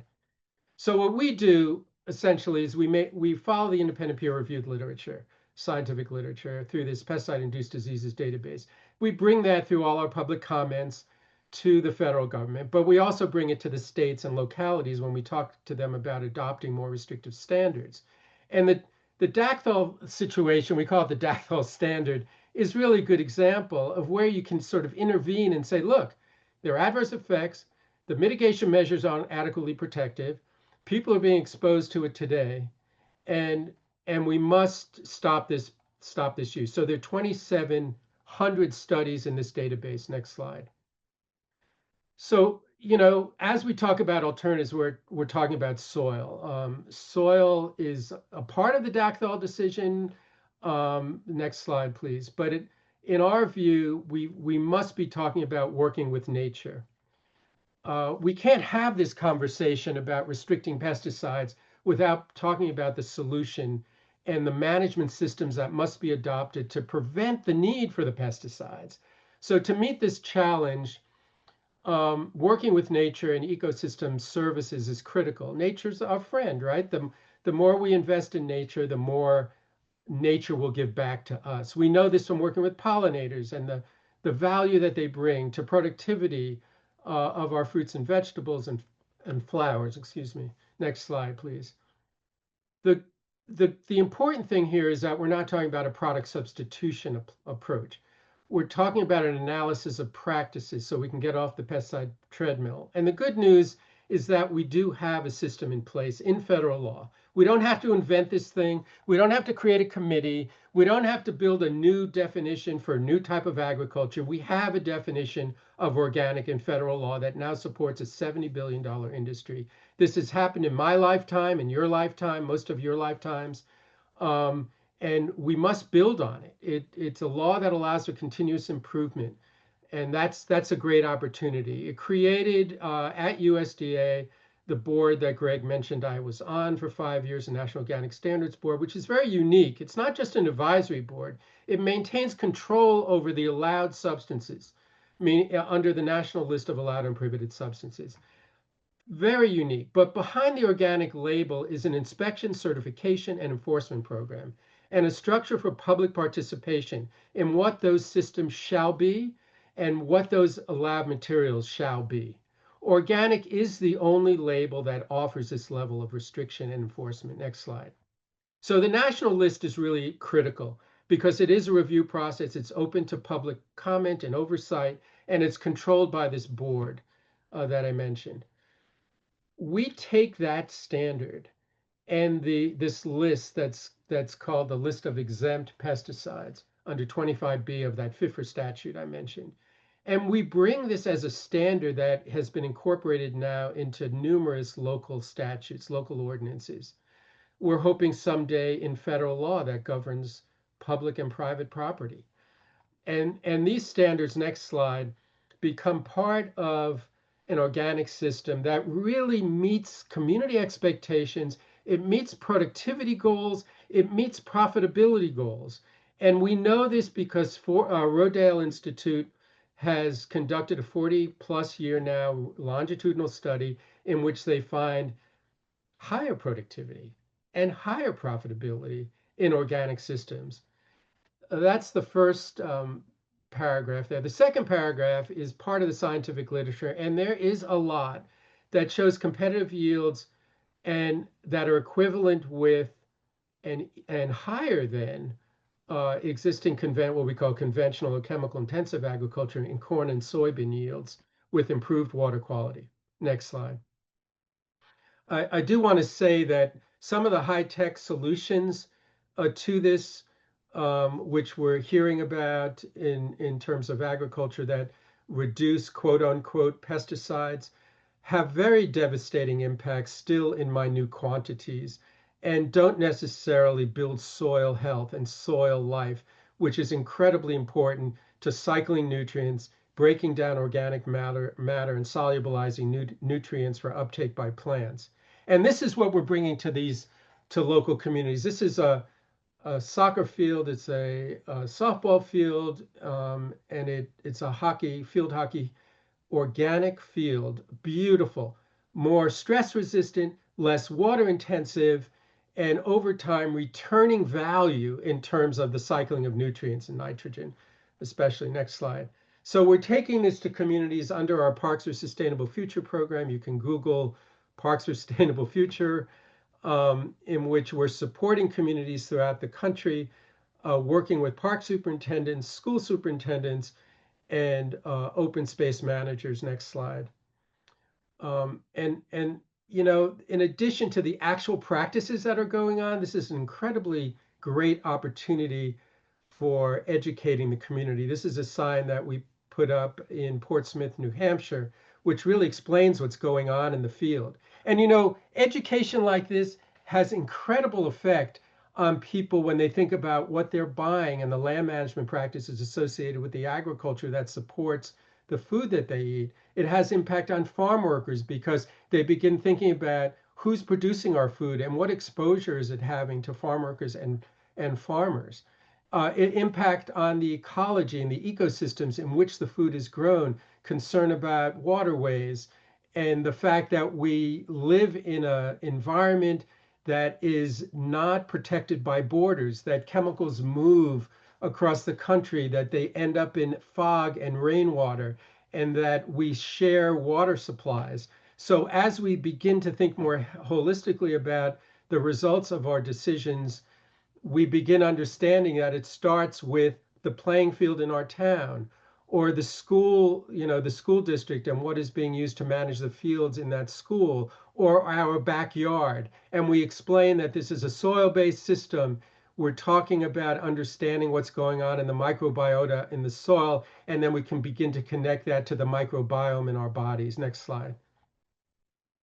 So we're talking about moving away from a risk assessment-based system, which is what is FIFRA, to a precautionary approach. And organic is a precautionary approach because it's starting with the notion that we need to look at what we need in the system to meet our expectations in terms of aesthetics, in terms of profit, in terms of productivity. Next slide, please. So we end up at organic. When we started in the fields, listening to farm worker stories about their poisoning, and then listening to organic farmers about their solution, we knew back in the 1970s that we had to chart this path to find an alternative that was not just a policy perception, but that included a label with integrity and a review process and accountability to the stakeholders. And that's what organic is. It's a system that eliminates the bad actors right from the get-go. It embraces the notion that we are part of the ecosystem. Without the ecosystem that we depend on, life itself will not exist. And I'm excited to move this forward in the context of all the work that you all are doing to identify the hazards, with this as the real solution for our future. Next slide. I'm available anytime at this contact at Beyond Pesticides, and look forward to working with you guys further. Thanks for all the work that you all do. Fantastic, Jay, and thank you for the work that you do. The advocacy role of Beyond Pesticides is really important. So thanks for all that great work. All right, well, we have a couple minutes here, and if we can just maybe hit a question or two. I'm going to pull one from the Q&A here. So you told us just a couple minutes ago that the productivity, the yield, and the profitability of organic farms can be comparable or even better. But what's new? What is there anything new in agriculture that will capture attention and really help, as the attendee asks here, help producers to begin to switch over to organic? Well, new things come up all the time, right? Like if you had asked me that question a few years ago, I'd have said that colony collapse disorder among the bee population is new. And it's really exciting in that it's a horrible problem, but it's exciting in that it's attracting a lot of public attention. And that attention then becomes conversation in the community about what can we do to protect bees and biodiversity. PFAS is an example of that. PFAS has, even though we've had a lot of other legacy chemicals, the USGS just came out with a report you may have seen that shows that the tracking of 22 chemicals, pesticides, over 30 years that they've been tracking is still turning up DBCP. DBCP is still coming up in our waterways, DDT, DDE, the breakdown product. So we've had legacy chemicals before, but PFAS has really attracted people's attention. And I think these sort of spikes in awareness around the hazard, same thing happened with Monsanto and these jury verdicts of billions of dollars, is bringing attention. And if people can use that to leverage what the real solution is, and we believe that's organic, I think it's helping us to propel this whole thing forward. Okay, great. How about financial incentives? Have we ever paid farmers to farm organic the way? Greg, I love you for this question, man. Because the social and environmental value of organic, look at what's been on the backs of organic farmers. They've taken themselves out of subsidies, they've taken themselves out of the conventional agricultural system, and they've invested in the land and the stewardship of the land without getting a penny in return, although it's become a niche market where they are getting higher prices now in certain markets.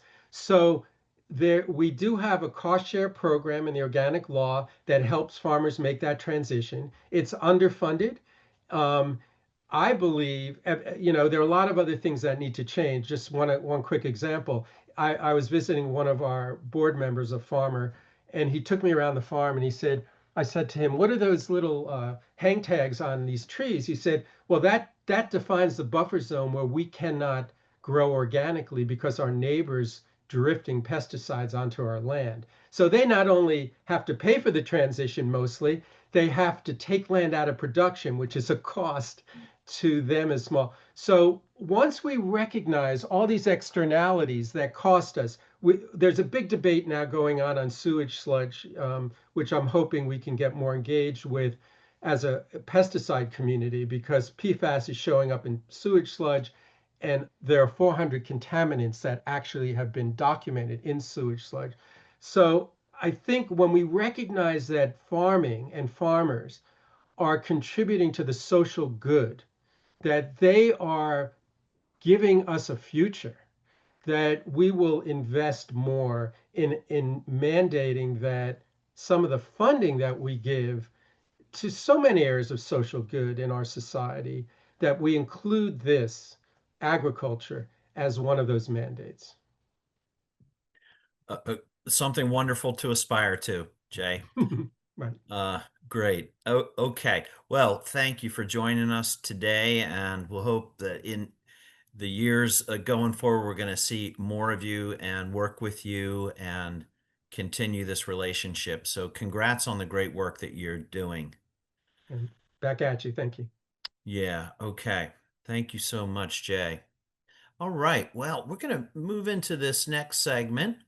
And this is the one I described to you that's stepping a little bit away from our major focus on pesticides.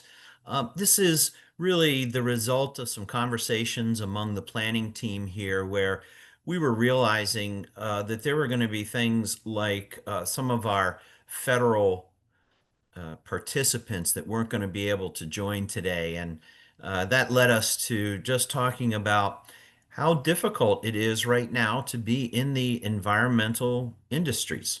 It is not exactly a golden age.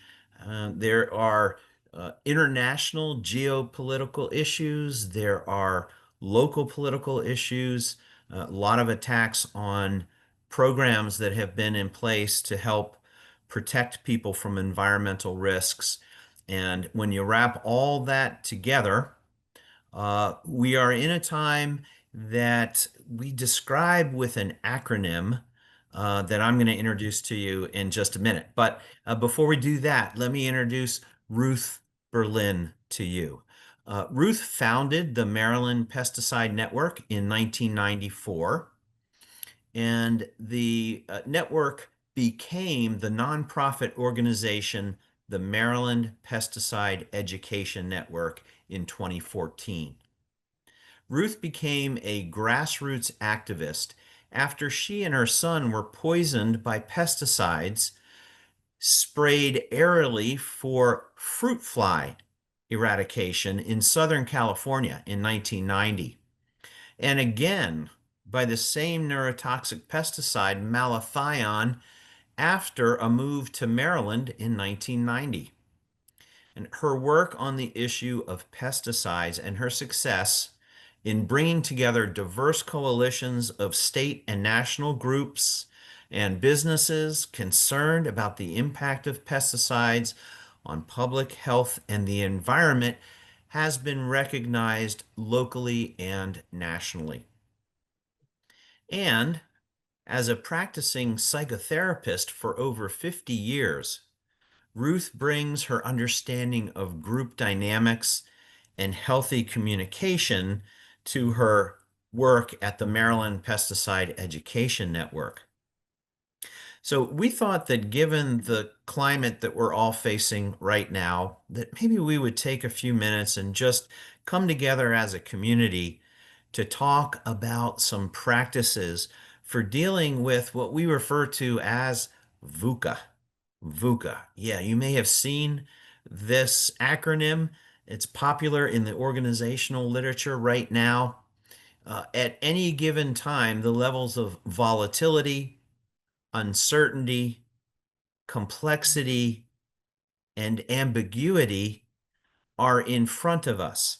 And sometimes it's at a lower level, and sometimes it's really raging. It's really in front of us, and so many things are uncertain and changing, and we're facing new complexities and ambiguities, and it can be tough. It can be really tough. But our hope is that we can learn some techniques and tactics, find some things that work for us individually to help us deal with times when we're facing a lot of VUCA. And that kind of seems to be descriptive of where we are right now. So we thought we would tap into Ruth's amazing expertise on how to deal with difficult times. And so, Ruth, go ahead and take it away and share some of those tactics with us. Thank you, Greg. We all are currently living in uncertain and challenging times, which not only impact our blood pressure, but impact our overall well-being, our body, our hearts, our minds. So today I want to share a few practices with you all that don't take much time and can be integrated into your daily life to reduce anxiety, frustration, dread, especially uncertainty, and other feelings that can overwhelm us. So to start with, we all breathe. But anxiety, for example, can adversely impact our breathing, interrupting oxygen getting to our brain. Deep, slow belly breathing is an essential practice that we tend not to do well, especially under stress.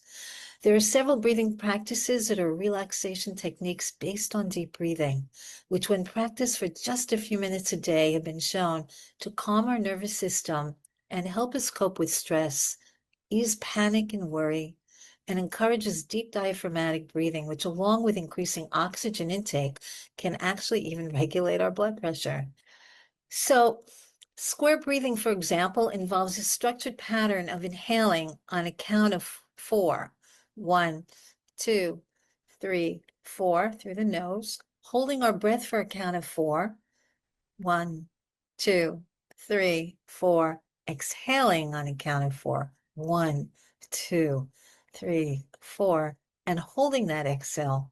1, 2, 3, 4. So doing this practice for a few rounds, just a couple of minutes, can actually make a difference. We need to remember when doing this kind of a breathing practice to expand the belly as we breathe in, contract the belly as we breathe out. Next slide. Some folks may actually prefer Dr. Andrew Weil's 4-7-8 breathing practice. It's slightly different from the square breathing.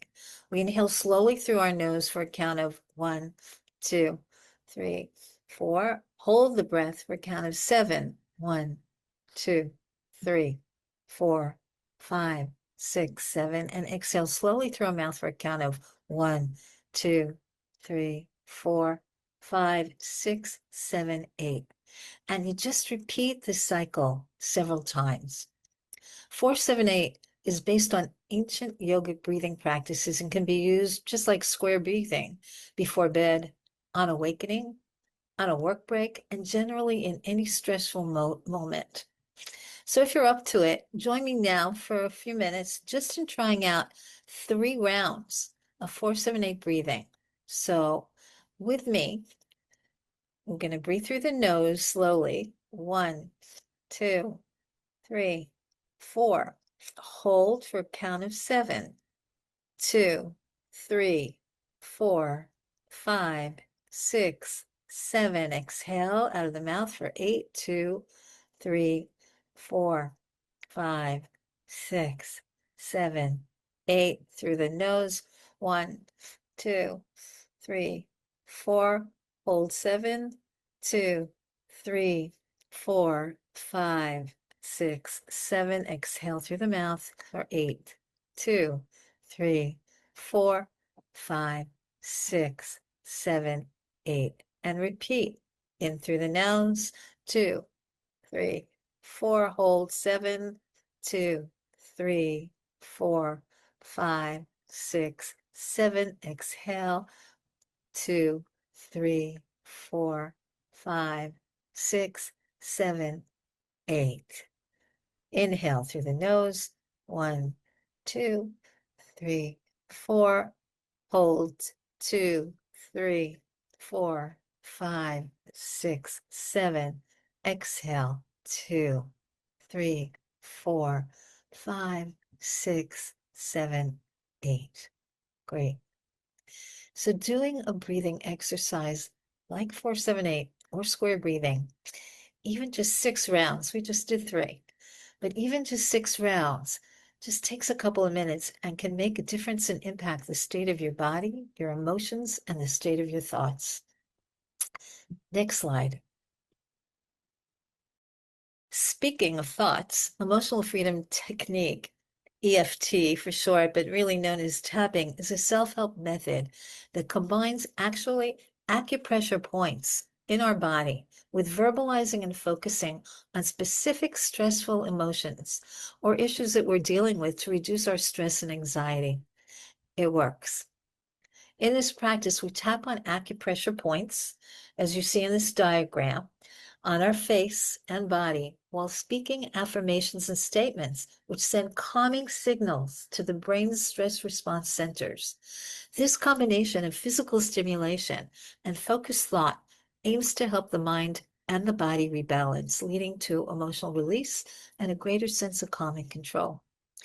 Each point, each acupressure point, is also associated with an organ in our bodies. So just tapping on these points is actually very good for those organs in our body as well. Many studies have been conducted on the efficacy of tapping. You can find tapping videos online, and I've also shared my own tapping instructions in the chat. One option is the Tapping Solution. It's an online app that provides easy to follow tapping practices. So to give you a very brief experience of tapping, I'm going to share a guided 2.5-minute tapping solution practice to just give you a taste of how tapping can be helpful. In tapping, you pinpoint a special or a specific problem, like fear or dread, or problems with memory, or anger, or a physical issue, and so on. But today we're going to focus on the emotion of uncertainty. First, you will be guided to acknowledge the issue of uncertainty by tapping first on acupressure points on the side of your hand. Just follow the instructions in this video that will guide you through the points to tap and what to speak or repeat silently to yourself as you tap on each point. Tapping sends signals to the brain, specifically the amygdala, which is the brain's fight or flight center, and it helps to calm the stress response. This process helps to actually rewire our thinking and release emotional patterns, allowing for a calmer state of mind and heart if practiced regularly. Generally, most tapping sessions last anywhere from 8 to 12 minutes, some less, some longer, but today we're going to do a brief sampling. Next slide. So now I invite you to join us for this brief tapping experience. Tapping on the side of the hand, repeat after me, either in your mind or out loud. Even though I'm feeling uncertain, I choose to find peace in this moment. Moving to the eyebrow point, I may not know what's ahead.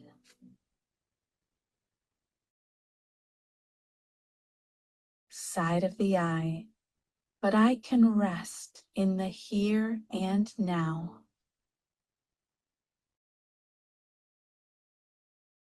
Under the eye, I find stability within myself.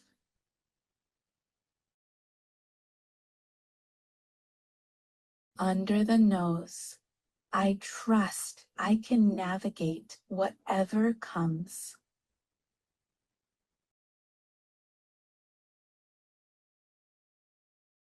Under the mouth, but for now I rest.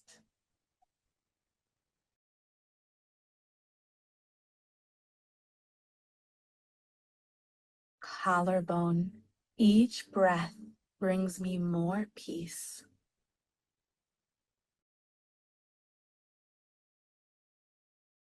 Under the arm, I can sit with uncertainty.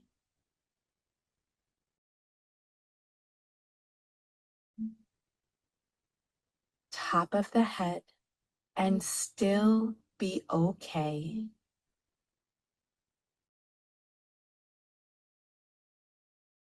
Take a gentle breath in and exhale. I hope you felt your shoulders drop just a little bit. Next slide. And lastly, understanding that we all have an inner family of selves, a lot of different eyes that we identify with during the course of our day can be a very helpful awareness. We could learn to be the bus driver and monitor and manage our various inner family of selves on the bus, instead of them taking turns driving the bus and managing us, thereby gaining greater self-awareness and increasing our conscious choices. In a process called voice dialogue, the psychology of the selves, developed by my mentors, Jungian psychologist Helen Sidra Stone, we become aware of when and which one of ourselves that we identify with any given moment in time, and aware of their impacts on us when we unconsciously identify with them. These are selves we generally all have inside of us that, unbeknownst to us, we identify with and act from. They include our inner critic, we all have one, and we all have a catastrophic fantasizer, as well as an inner protector, a vulnerable child we came into the world with, a wise self, a responsible parent, a pleaser, and other selves that actually relate to VUCA. Volatility evokes our fragile self. I'm not capable of handling this changing world. Uncertainty evokes the fearful self due to lack of predictability. Complexity can evoke our overwhelmed self, it's all too much.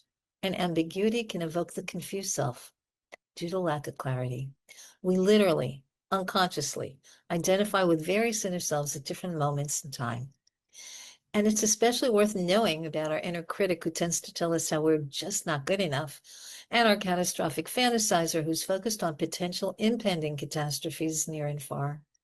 These two selves especially are now dominant in many of us, given the current world challenges and uncertainties. In brief, the goal is to move from being unknowingly, unconsciously identified with specific selves to developing more of that bus driver, or to think of it as a chairman or chairwoman of our inner board of selves that can hold the tension of these different parts on the bus or at a board table and guide us towards greater balance. Next slide. By being aware of when we're identified with these different parts of us, our inner board chair is able to better manage them and able to access the wise self to reality check what this self is saying, rather than them managing us. So borrowing from this Jungian-based approach, there's a brief 4-step exercise I found to be quite helpful that can be utilized again at any given moment. First, we identify, what am I mainly feeling in this moment? What is one emotion that I'm aware of that I have felt or I'm feeling right now? Fear, frustration, anger, grief, inadequacy, whatever. Then we ask ourselves, what's the thought that's creating this feeling I'm experiencing now? All feelings are a result of our thoughts. So let's say my thought is, my future's uncertain, I'm worried about supporting my family. Every thought like that is produced by some part or self in us. So the third question is, who in me created that thought? Was it the inner critic or the catastrophic fantasizer, the vulnerable child, the pleaser, my protector, responsible part, the fragile, fearful, or overwhelmed or confused self, or any one of those selves, or some other board member within me? Then the last question is, what's the reality check from the wisest part of me about this self's thoughts and consequent feeling? And is there a legitimate need that that self has that needs to be addressed by me, the chair? We do this with the awareness that the part that's asking these 4 questions is our inner board chair, who, with the assistance of the wise self at the board table, can better understand our inner landscape, reality check our thoughts from a wise perspective, negotiate between our inner selves different needs and behaviors, and can help us to move beyond automatic patterns to make more conscious decisions. So let's just take a moment, if you're willing. Identify an emotion you've had in the past 24 hours, just one, no doubt you've had a few. Now see if you can identify the thought that created that emotion, that feeling. Take a minute.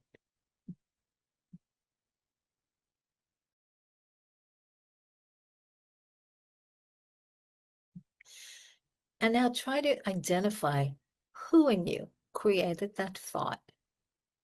Give that self, that part, a name.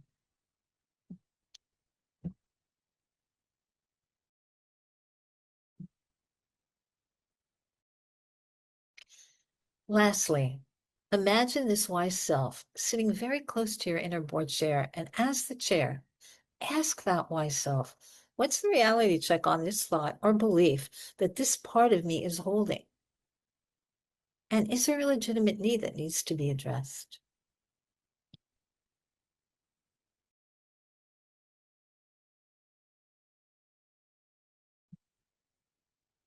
This takes practice. It takes a while to use this 4-step process. And doing so over time increases our ability to ensure that certain selves don't take over the board chair seat and run us, but rather affords us greater self-awareness and ability to oversee and manage our inner family of selves. Lastly, taking a few minutes daily and even identify one thing we're grateful for can make a difference in improving our emotional, mental state and our resilience. May we all better manage our inner selves and uncertainty in these times. Thank you.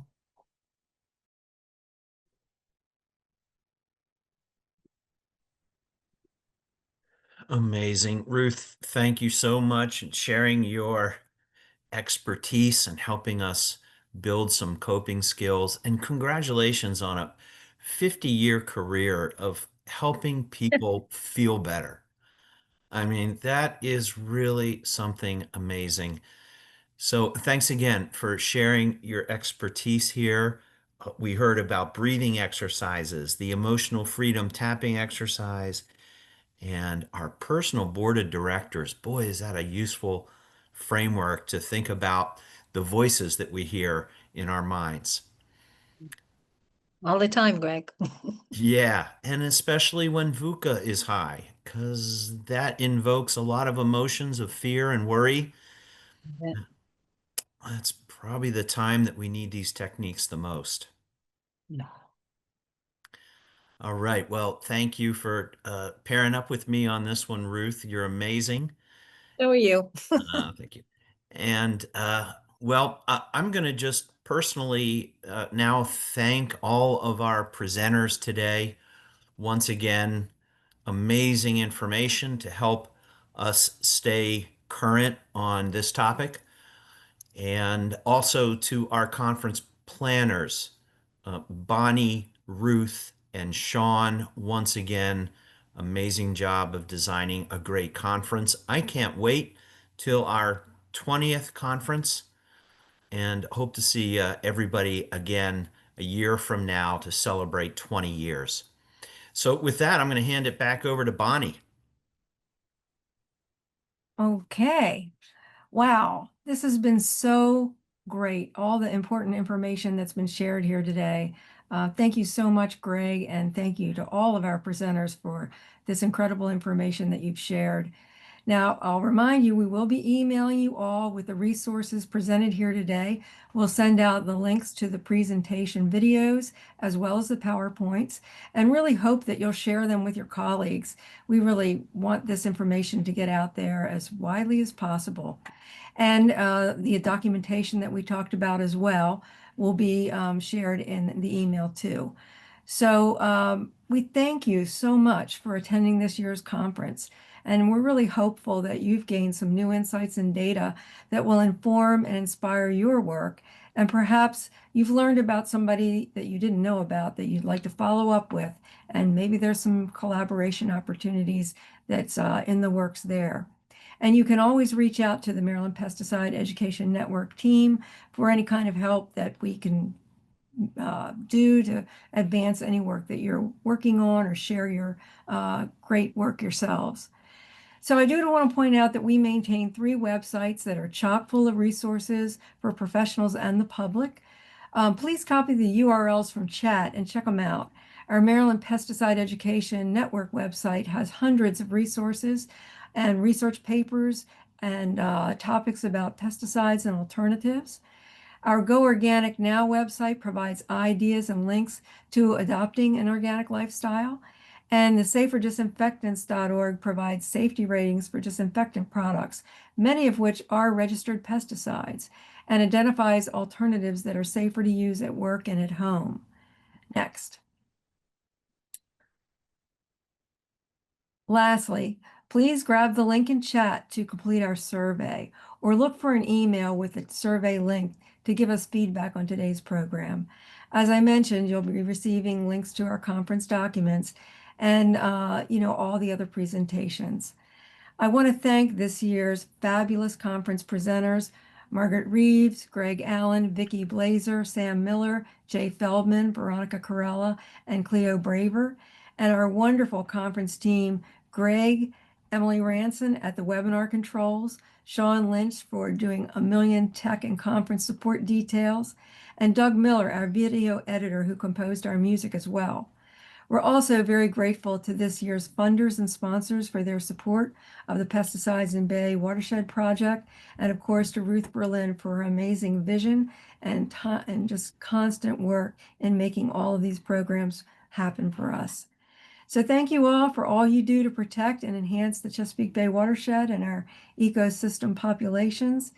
And I'll just leave it with a wish for a very fruitful 2026 for us all. Thank you so much for attending.